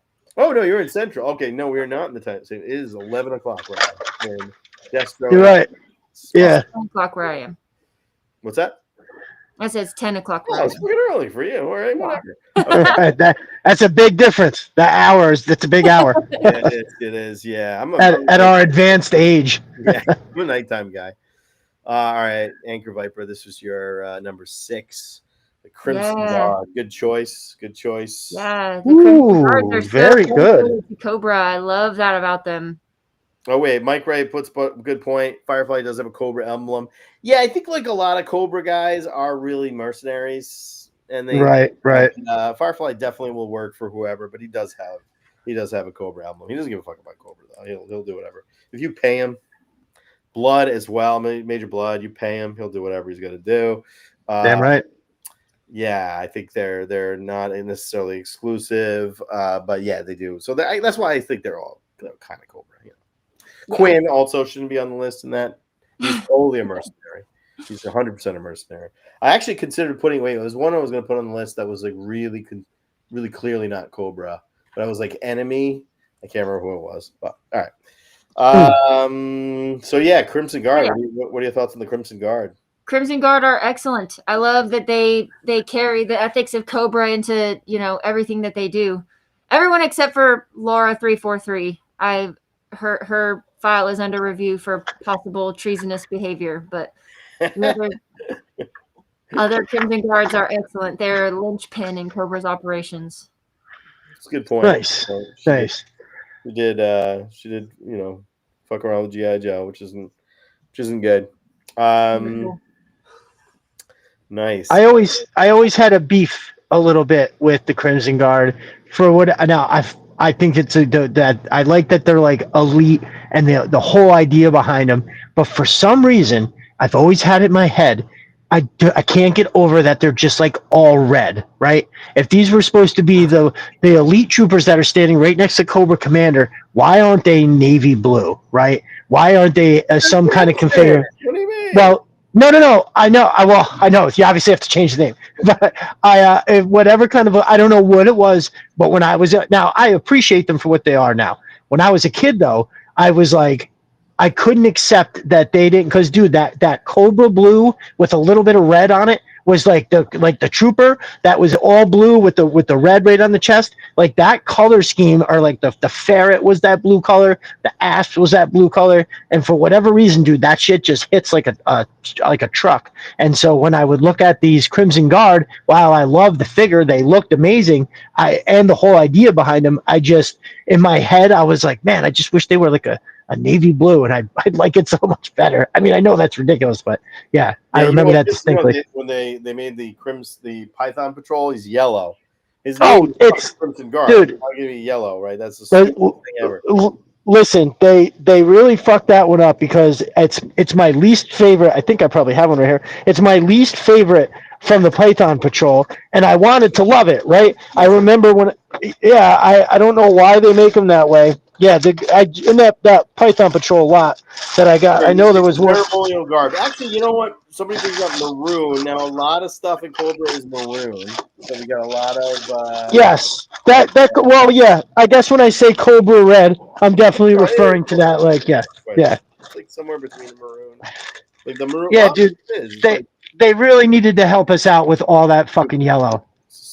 Like what it's, I mean, you could have done, even if they did like the pattern, like if you look at like, the Viper has that gray stitching, even if they just like help us out. This looks silly. It almost looks like a totally different toy. If you took the head, it just looks so weird.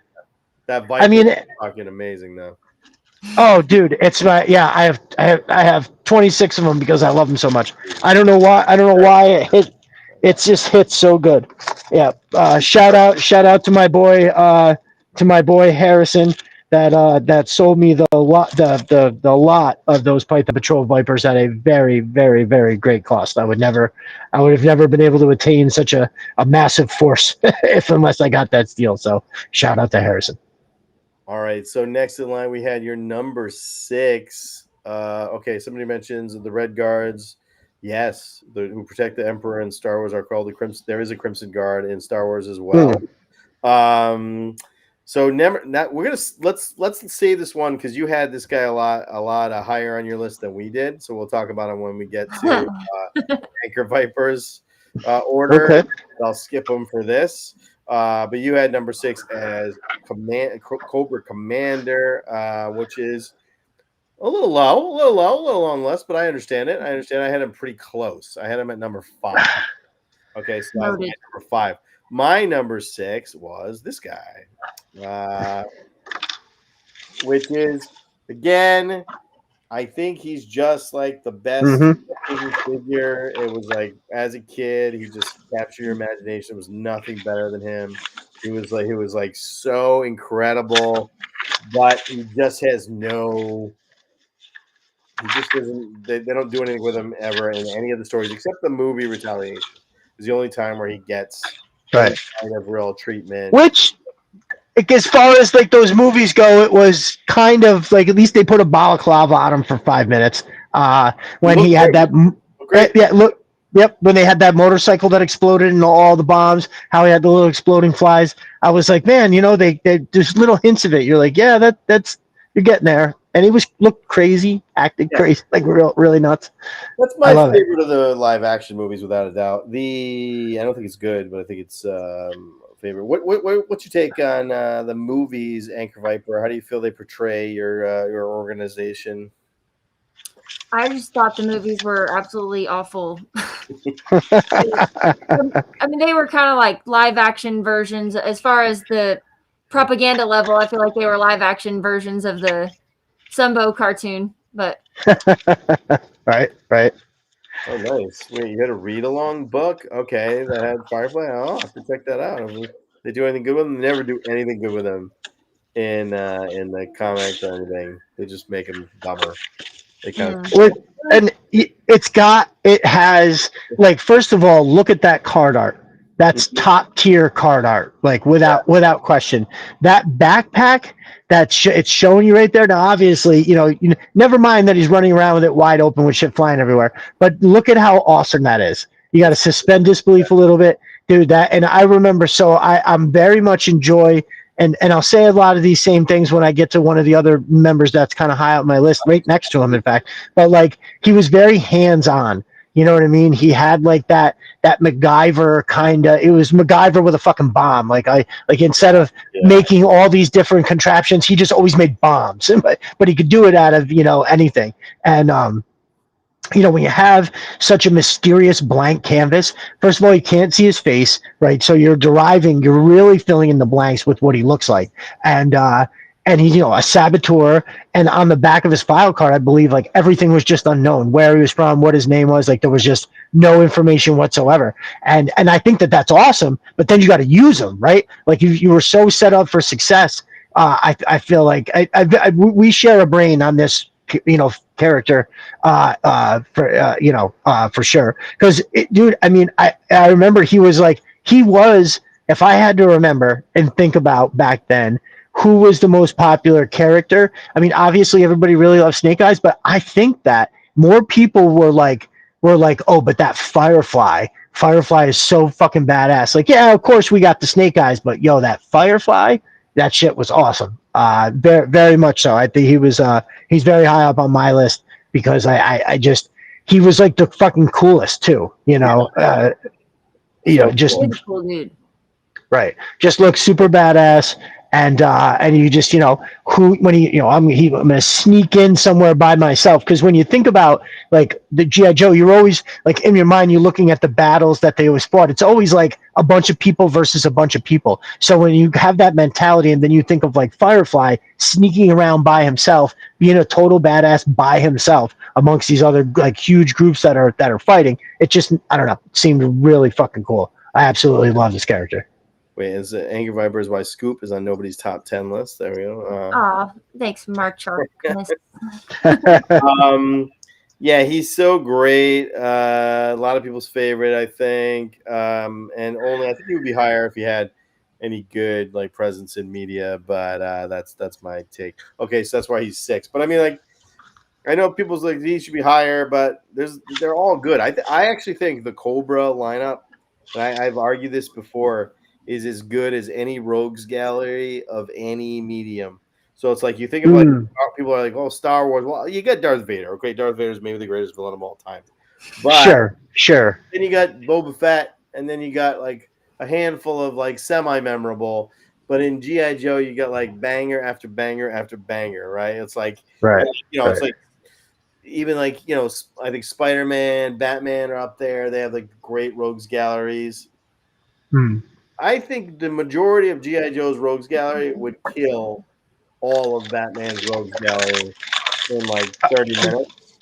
Like with the exception of like maybe Bane, Joker, they just kill them. They're much rougher. They're much more dangerous. Spider-Man, same. It's like there's much more powerful, but I just think the cool factor. There's just like the Cobra has like the coolest characters. Just about of any villain. That's I don't know. That's what I feel. I don't know. Anybody agree? Disagree? I agree. Yeah, I agree. Emphatically agree. Definitely. Canon. We've determined you're canon. So nice. I like it. All right. Let's see. So where are we at? That was my number 6. Wow, we really didn't get very far. Okay, so your number 5.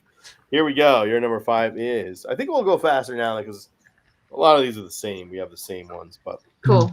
Yeah, I don't have Wild Weasel on mine, but Wild Weasel, another with the red color scheme. I do love that, and another pilot too. But he's very devoted to Cobra Commander. I love his attitude. He's always snarky and sassy, and he always comes in clutch. And I love his outfit. He's awesome. He's supposed to have a speech impediment, by the way, which he never did in the comic book. Yeah. That's cool. I mean, well, that's just a crazy detail. Shrapnel hit him in the face, and he's got a speech impediment. which they did not do in the cartoon. Cartoon often ignores a lot of stuff in that realm of the file cards. It's just like goes like Beachhead is like supposed to be the calmest, most peace like guy What?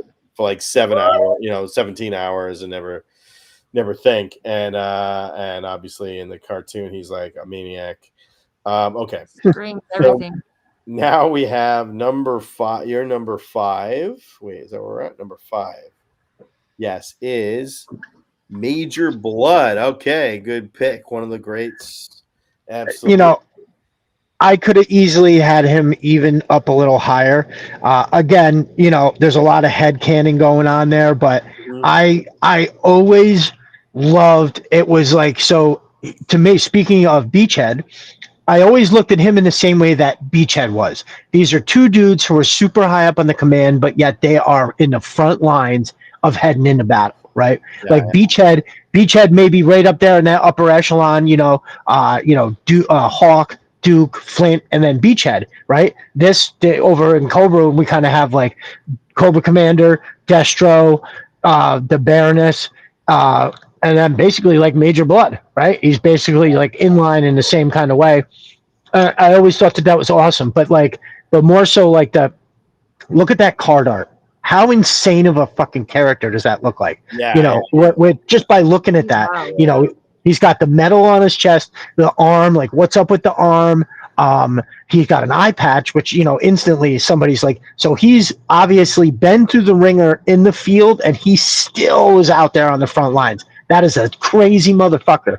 And I always just thought that was super cool. And then you add the dog tags, right? Like, because they're brutal. So cool.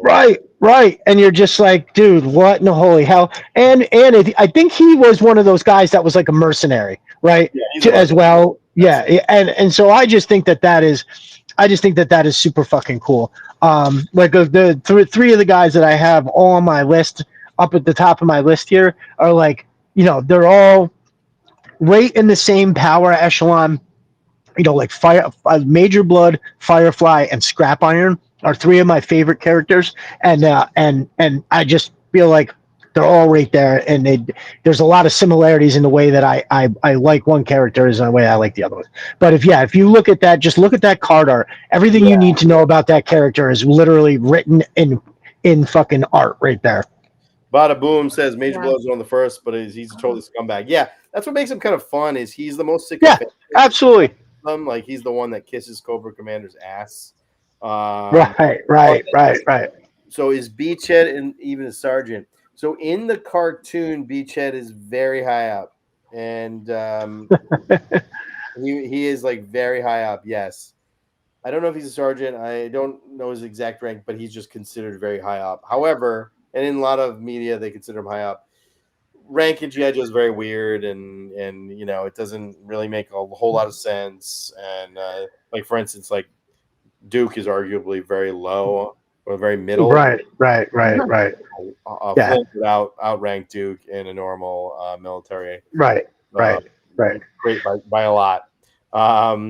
Pop Cole Frenzy with the good quote says, "Be cautious of old men and young men's professions." Right, and that's Major Blood.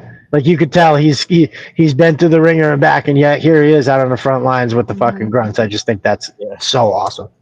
I think actually I wanted to shout out a piece of art that Tex made and is on the Kickstarter, and it actually kind of ties into what you just said, because he did a piece with Major Blood commanding a little squadron of his tanks, and he looks nice. He already said something about it, but anyway, there's the original art up for grabs on that, and it's very kind of leans into the fact that he's an old man in a young man's profession, which means he's a bad mofo.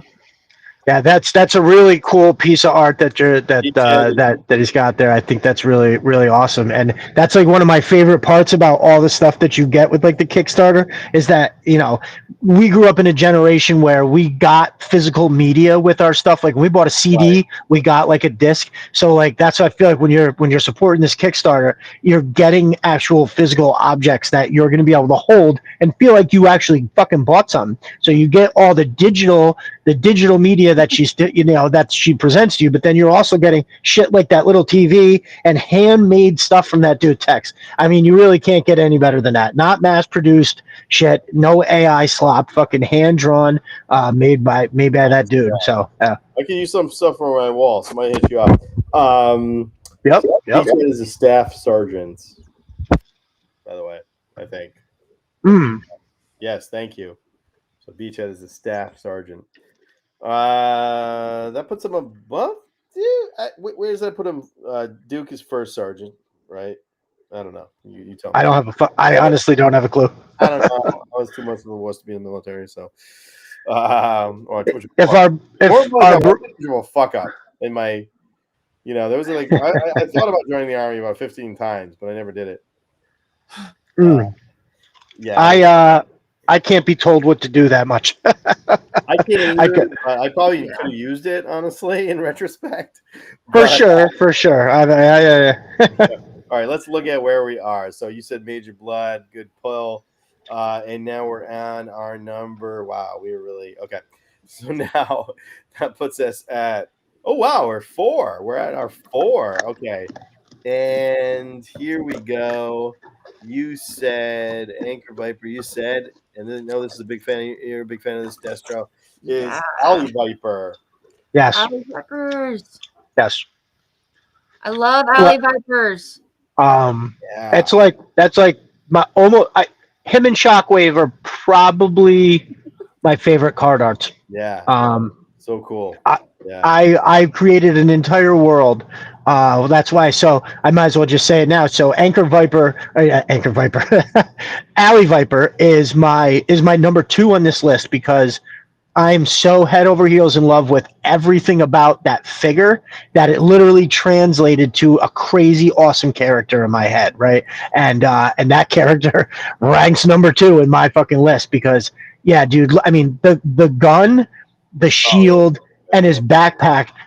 I don't think there's another figure that has a cool enough combination like that. Plus, he has the removable visor on the face. I mean, just fucking forget it. Just absolutely forget it. He is amazing.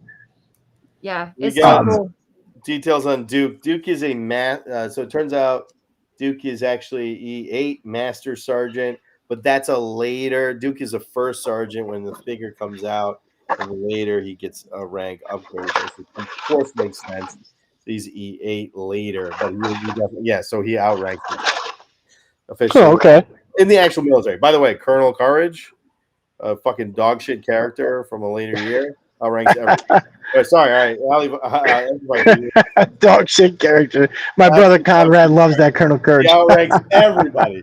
He does. He's the colonel. He's the fucking colonel, dude. Hey, can't be beat when I'm looking neat. That's on the back of his file card. Homeboy has a tie on. So bad. Sorry, Anchor Viper. What did you say? I feel like You're good. It's okay. I agree with, I think it's Mega Doomer just said that we do need more variants and stuff. But in my mind, this is the city warfare variant, this wild blue and orange one. It's like distraction camo. Everything around him is on fire. But also, if everything's not on fire, he's bringing all the attention. He and she or she, whoever they are, they're bringing all the attention on themselves with their shield and their fucking armor, so that the rest of the Joe team the rest of the Cobra team and the contractors and stuff can do their work, which is just so badass. They bring all the fire on themselves. But speaking of different territories, there are some. I have a Black Major. I have an all black one by Black Major that is so fucking sick. Nice. And then you've got the Trench Viper is basically an Alley Viper, right? Yeah, that is the red one. The red one's gorgeous. Oh, the Crimson. Oh yeah. Cobra one. It's actually based on Cobra. It's great. It looks great. I'm a fan of the orange. It's ridiculous.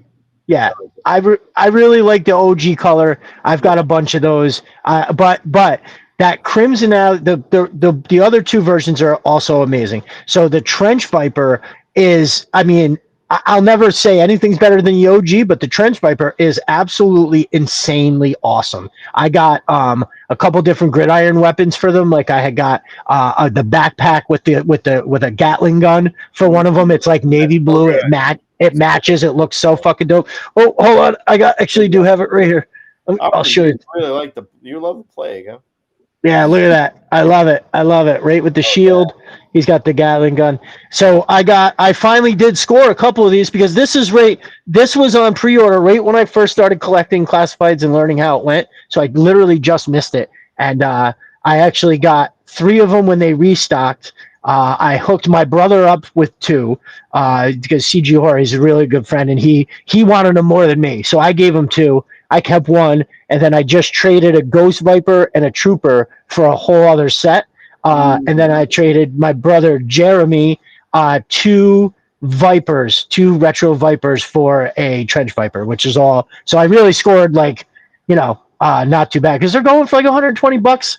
The set's going for like $120 online. So yeah, trading the Ghost Viper and the Trooper definitely was like way under market value, so that made me happy. But so that Crimson Alley Viper, I keep looking at, and I want to find a way that I can be, because now that I have a bunch of them, I got 8 when they were on 8 more when they were on sale from Walmart at $20. So now I have 14 of them.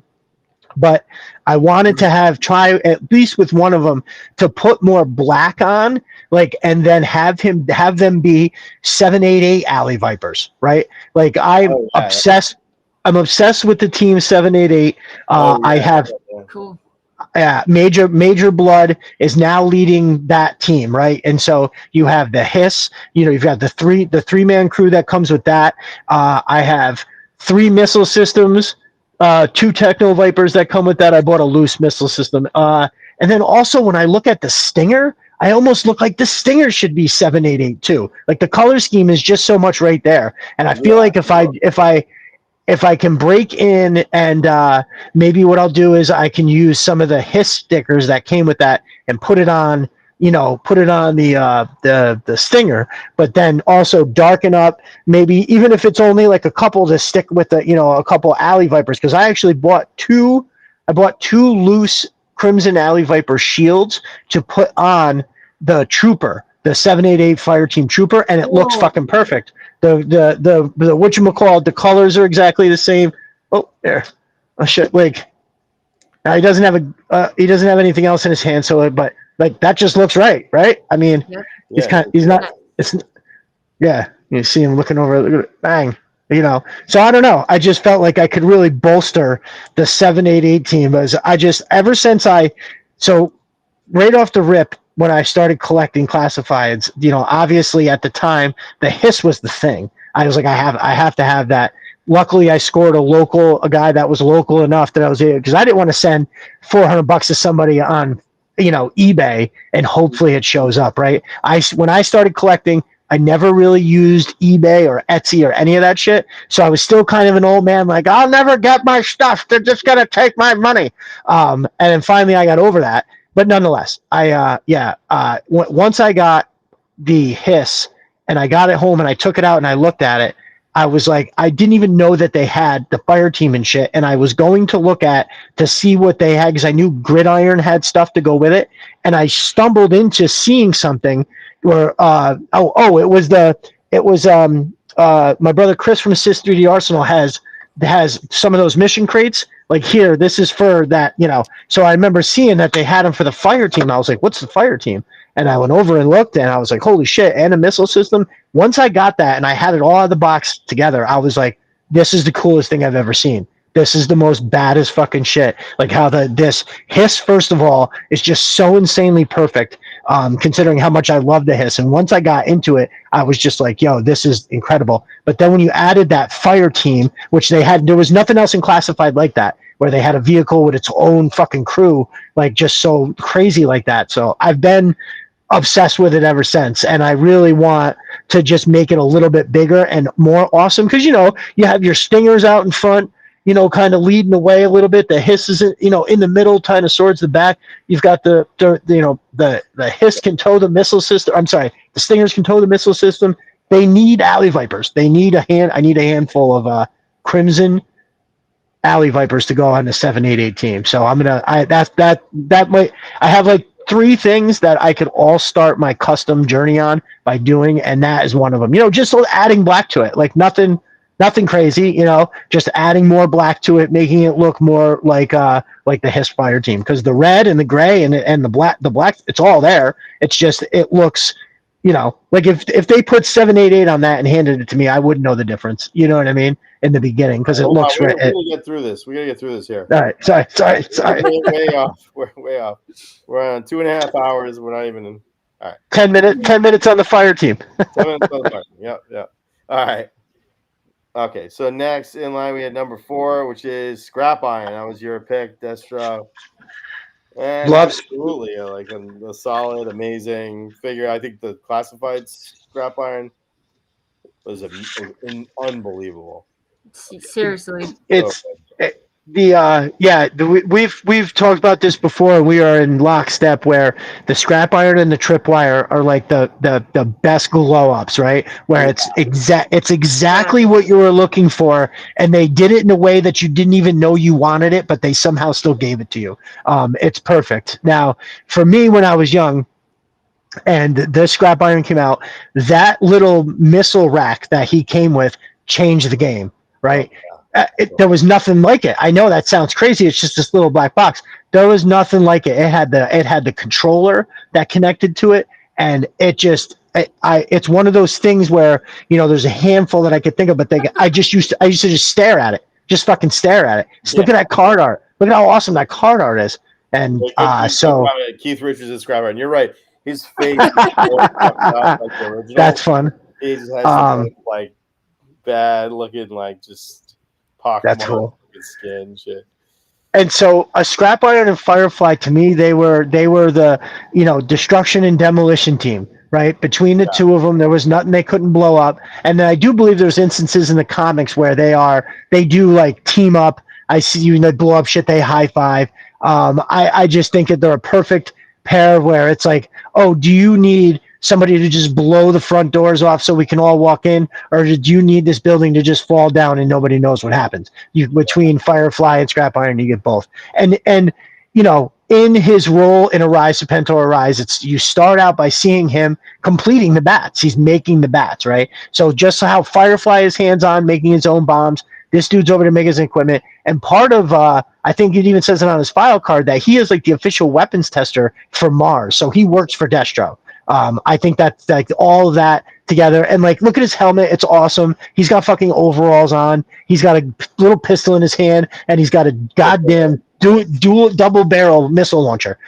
He was amazing. And then, and then his scruples were like, so Cobra Commander, he helps Cobra Commander sabotage Serpentor, but then he helps, he helps the Crimson Twins stop Cobra Commander, but then Cobra Commander comes up with more money, and he's like, yeah, you know what, you're right, I am gonna go with you. And so I just thought that was like, he's like, oh yeah, I'm for sale minute by minute. He's one of those guys that needs to do more.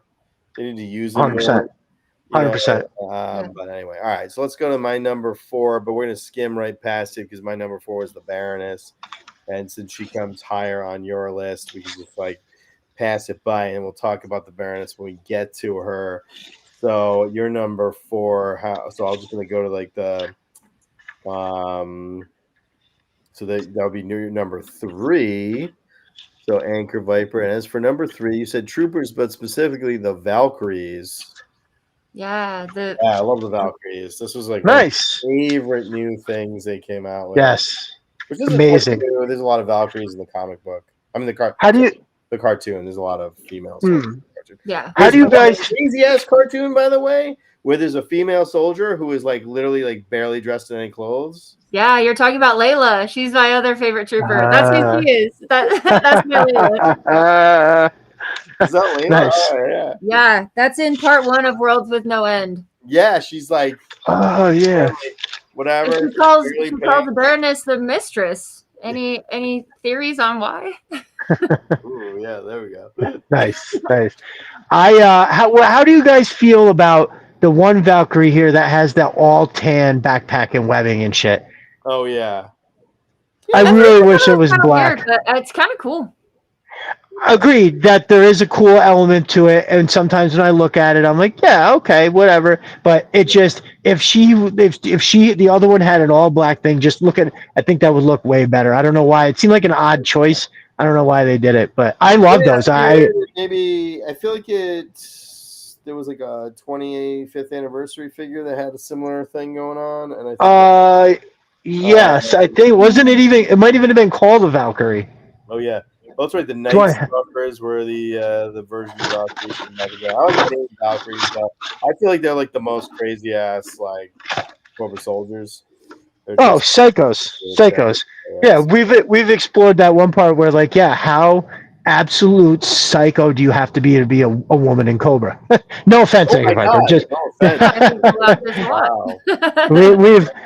we explored that, to try to say, how they serve, what ways they serve Cobra. I don't know. I love the idea of what's that? I think we've offended Anchor Viper. I'm not offended. Doesn't get I don't think she gets offended. No, it's okay. I don't. These are things I think about a lot too. Obviously, just more Joe propaganda. But Anchor Viper, will you put a 1/1 Layla figure in your store? Oh my god. I'll think about it. I don't know how I'm gonna ship that thing. Did you say you made that? How'd you make it? Well, I made her outfit. Asking for a friend. Yeah. You made the outfit. So is that a real doll? Yeah. She's made out of silicone. She's great. So that's okay. Interesting. Yeah. So that's a legit real doll. Wow, that puts you back. Legit. Yeah. You can't. There's you can play with her in certain ways, but you can't move her around a lot. I mean, I hear you play with her in certain ways. Wait, here you go. Here we go. Now we have some nice. You have to be hot to be a woman in Cobra. I don't know that that's true, but we have seen our evidence is that there are only hot women in Cobra. Seen hot women, but I don't know. Is there? You have to be hot. No, but I think being in Cobra makes you hotter. Yeah, that's true. For sure. Okay.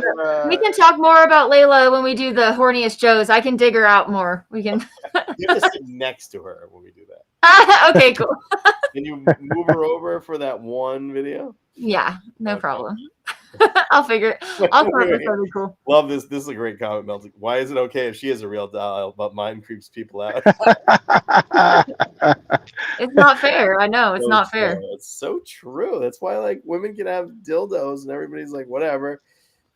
Right, you go, girl. Buy more. I get one pocket pussy and right. You'll never I leave my fleshlight in the shower one time. Yep, never gonna live it down. Nope, never. Okay. Wow, you guys thought we were derailed before. Right. Derailed. All right. So we had where were we? I just totally lost. But yeah, so the troopers are my number 3. All right. Nice. And including the Valkyries, since they're a Cobra Trooper and Layla specifically. Well, I co-sign that. As I said before, the troop builder aspect of Cobra took up so much screen time and space, and I just thought that the Cobra Trooper with that blue uniform and then like the red insignia on its thing with the mask. I just thought it was always the coolest thing. When I was a kid, I used to put a bandana on my face all the time and feel like I was a Cobra Trooper. Like just absolutely iconic look to me. Nice. All right. You said for your number 3 was Firefly, which we've sort of talked about Firefly a little bit. Do you want to expand on that, or you think no. He was in my underused category. I think you touched on it on your Cobra video before. I think that says basically everything that I feel about it. And again, he's a super cool combo to go with Scrap Iron. And he's fucking awesome. And I filled my story in with him pretty well. Yeah, yeah, obviously, yeah, one of the best, one of the greats. All right, so my number 3 is, and I didn't see this on anybody's list, which is astonishing because he could almost be my number 2. It was a debate over what would be my number 2, but this guy here. Ah, yes. So Really like one of the greatest figures of all time, 100%. 100%. In a world where, having like an all black uniform or a navy blue uniform was the cool thing, Homeboy has a straight up all white. I think everything that is the only non-white stuff in his uniform is his quiver. So the band that holds the quiver, and then he has a Cobra insignia, I think, on his shirt. Right. Other than that, it's an all white uniform, and so yeah, I he was definitely. I had him written down originally, and while he does hold that like that iconic status. Like when you show me that card art, I know what that feels like. When you show me his version 2 card art, I know that hits. It hits real hard. But for some reason, he just, I don't know. In the cartoon, the character didn't bowl me over like everybody else did, right? And I think that's just my cartoon. He's terrible. He gets his ass kicked all the fucking time. Every day. Right. In the comic, Larry Hama loved him, so he ends up being one of the most well-drawn characters. Wait, this says, Robert says, you are going to have to put up a rating system on your videos now. Yeah, we're talking about real dolls. And yeah. Right. We'll rate it by humpability. Yeah. Okay, I guess that's what we're going to do in that video. That's going to be a good one. I don't think I can wait. We want to do it on Valentine's Day. I don't think I can. Yeah, we can't wait. Yeah, I agree. All right. Well, just like so iconic, such a great. By the way, the figure, getting that figure in, was one of the best things ever. That was like one of the best because I didn't even know what a ninja was when the figure came out. Nice. Right. Mm-hmm. And it was before because it predates Ninja Snake Eyes. And it was like, what is this? He's got, absolute coolest. But yeah, in the cartoon, he sucks ass. He gets his ass kicked almost all the time. Yeah, for sure. He gets his ass kicked. It seems like he can't pull anything off. Yeah. Quick. Well, that was even as a kid. I remember being like, well, wait a minute. I'm either wicked wrong about how awesome Spirit is, or maybe Storm Shadow sucks ass. Because what's going on here? It's one or the other. I was mistaken in some way. In the comic book, Quick Kick tries to fight him and like loses in 30 seconds. So he's very, very different. But Storm Shadow, he actually, it's a good point. He kills a mauler. He like disassembles a tank in like 30 seconds. Oh, right. Yep. Kind of cool. Right. Maybe they just didn't want him to be too OP'd. Yeah. I think he's a great character because like what he would have to do to be in Cobra and like hide it all those years means he's like pretty evil. He's pretty like right. Pretty, he's a good guy kinda, but he's willing to do the worst things imaginable. It makes him really interesting. And later on, he gets a pretty good arc in the Devil's Due. He has his own series. It's pretty great. So I mean, I do think I recommend.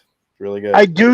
I do think it's the whole thing about it is pretty awesome. Like, he is kind of a counterbalance, the yin, the snake's eyes yang, and like even physically how they look, as well as like, that whole story. So I do think all that's awesome. I just, like you said, the shit didn't hit in the cartoon. So he just kind of, but he's there. He is, that is an iconic look, and he is involved in a lot of the shit. So it's hard to deny his presence. I just couldn't have him on the list. All right, now let's go into. I think he would probably be on most people's top 5, is my guess. All right, so next, the next 2. This is the end.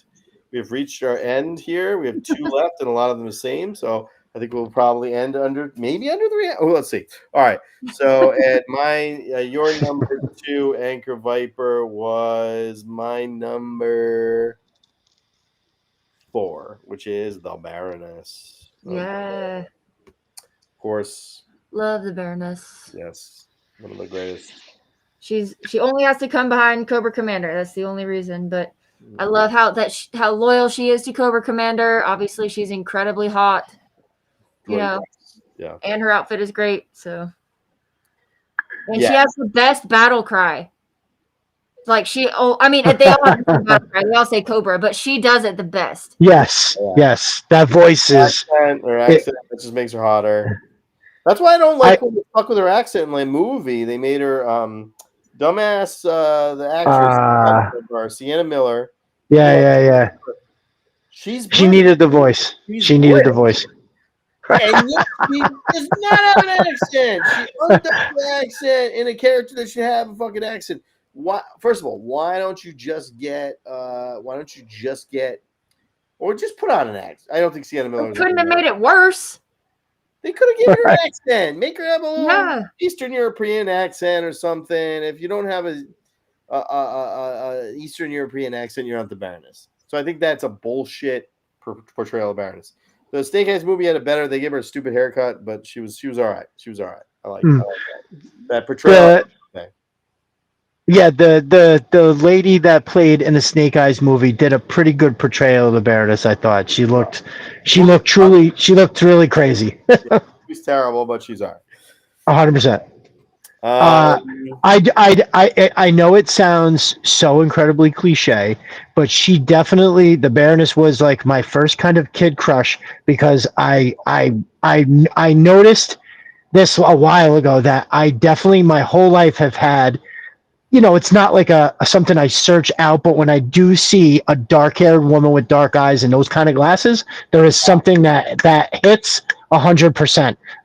It's I don't have a type of woman. I just know it when I see it. And but if there is some kind of a through thread, there is a particular look there that who knows, maybe one doesn't have anything to do with the other. But it would be hard pressed to say that it's absolutely not, because I definitely remember being like looking at the Baroness and being like, well, I thought girls had cooties, but she doesn't look like she has cooties. She looks like she's cool. So yeah, for sure, definitely up there in the first crush category. Yeah, I definitely am drawn to women with dark hair and glasses. Definitely 100%. In fact, I'm dating a woman who has dark hair and glasses. Right. It's not a Baroness thing. It's just whatever. But definitely not. You put her in all leather suits. She could look. But okay, all right. So obviously, that was your number 2. Your number 2, Destro, we already talked about it quite a bit. Is the Alley Viper, which I 100% knew was going to be on your list, because I know you're a big Alley Viper fan. Nice. So I guess, I think we sort of said everything we have to say about the Alley Viper, right? For sure. Just again, it's it was when I went from being a real big G.I. Joe fan to being like straight up obsessed. Was that Alley Viper, Shockwave, the card art, all those, and still to this day. And it's also what got me back into collecting. Was I saw this one right here. I saw this on Amazon, and I was like, holy shit, what is that? That's 6 inches tall, $20. I was like, all right, give that to me. And as soon as I opened it up out of the box and I looked at it like this, I was like, oh yeah, we're gonna have a problem. Here we are. So absolutely, Alley Viper's the fucking total shit. Abducting, dating, what's the difference, really? So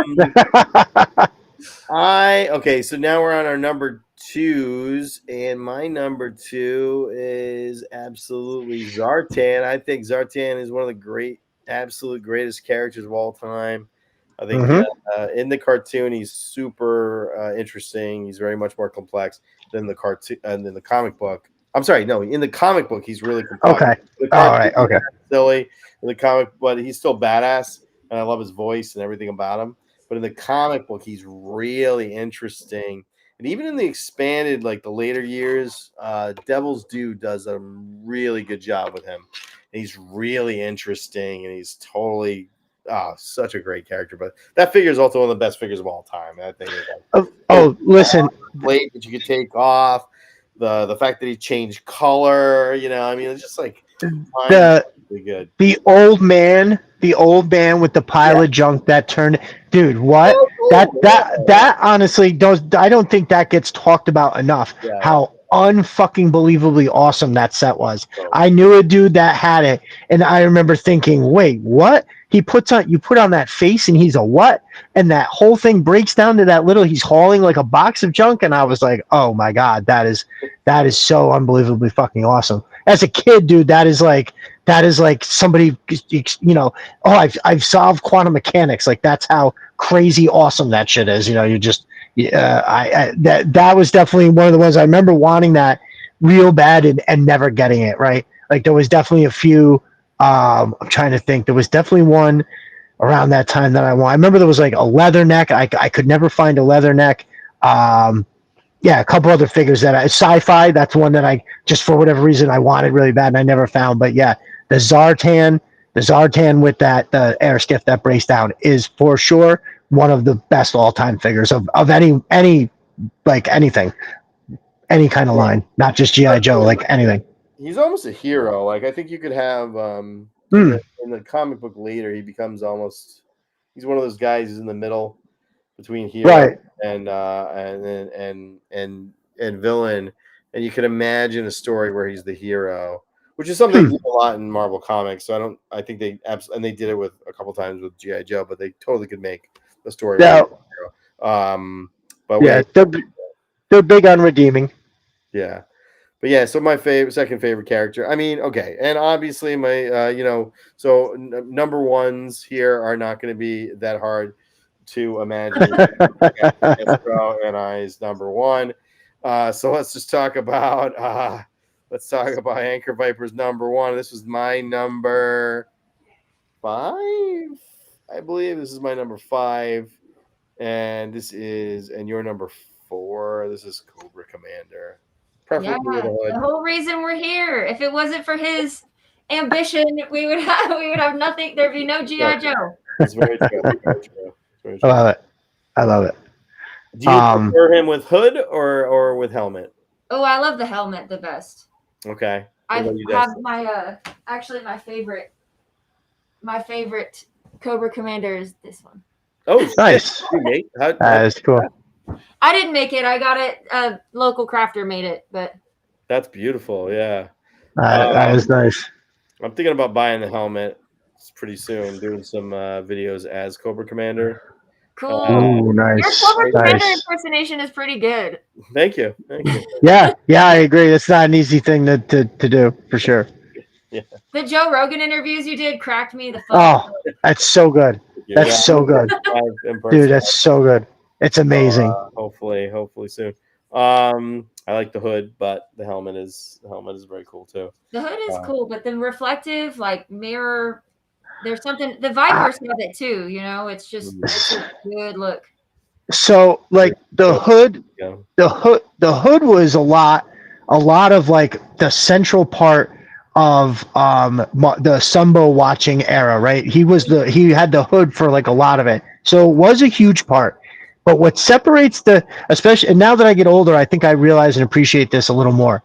Why I like the battle mask more is because it's almost like you have no idea what's going on behind that battle mask. Mm-hmm. But when I look at the mask, it looks more like a person, right? You can see his eyes. You can see something that makes him look, oh, it's just a dude.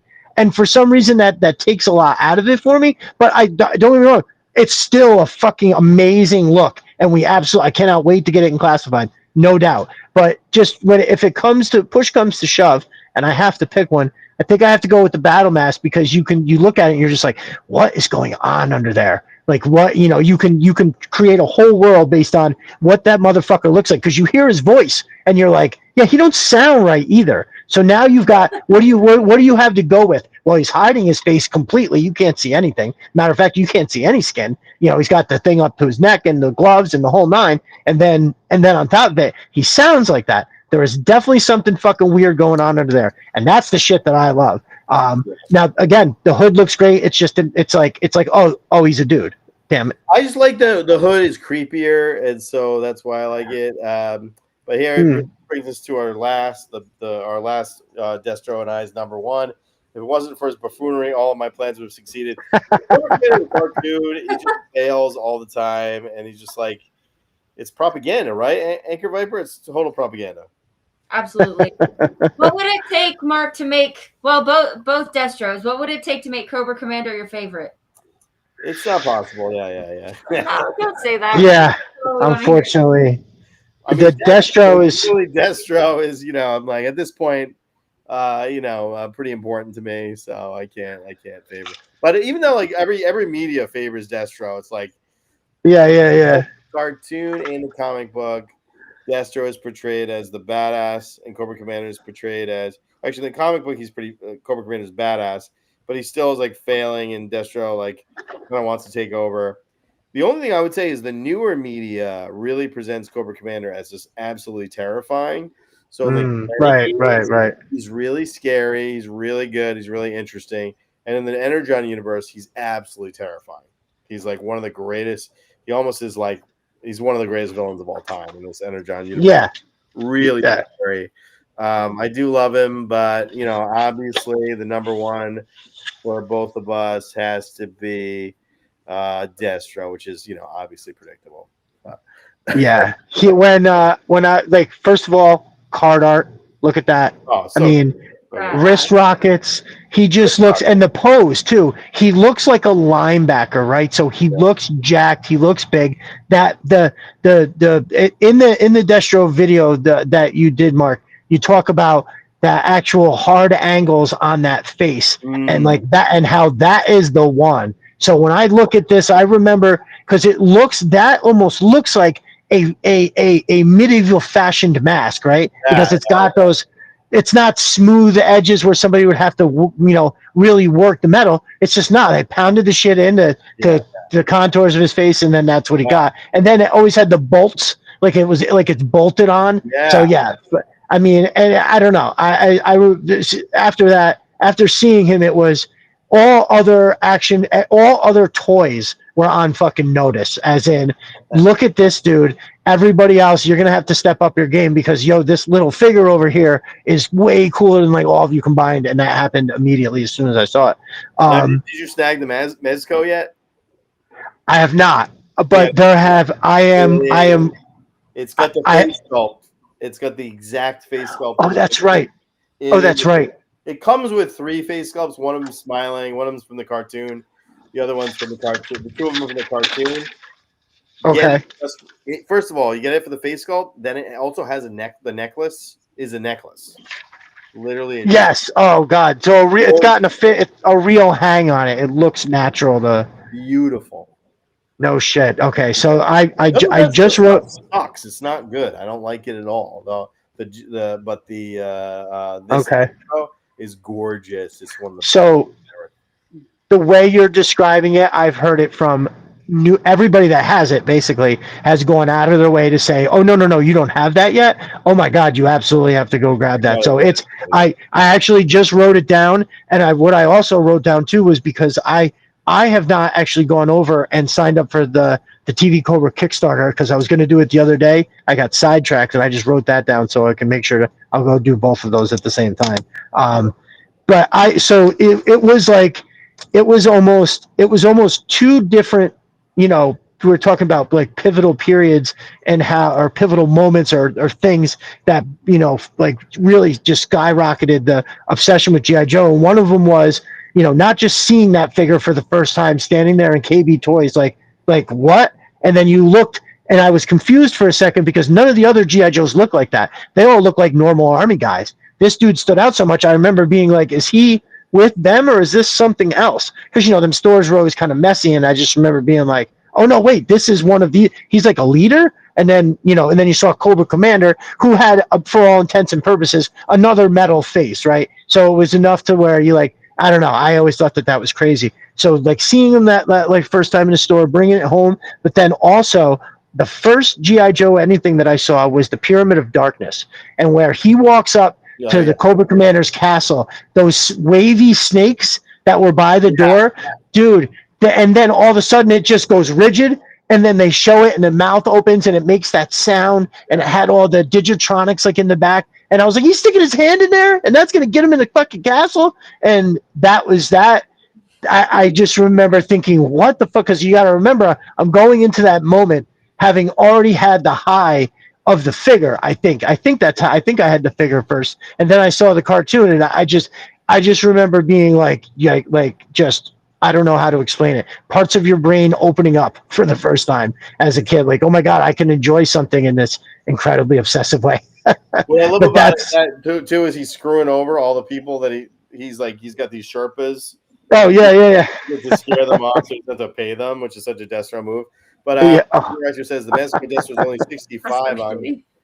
So that's the thing is, for whatever reason, I've never understood. All of the Mezco GI Joe shit is like way overpriced, except for Destro. It's always like low priced. It started out as 100, but ever since like it first came out, it's always been hovering about 60. It's oh really? No shit. And it's probably one of the figures I've ever had. It's so good. But anyway, all right. What are your thoughts? I think we'll let you close this out, Anchor Viper. What are your thoughts on Destro? He's not your favorite, but you still must enjoy him, I would assume. I mean, he's definitely a badass villain. I agree, but in my book, he's just a villain. He's not a Cobra. I get that he's not a Cobra. He's not their main weapon supply. He works for Cobra Commander, dude.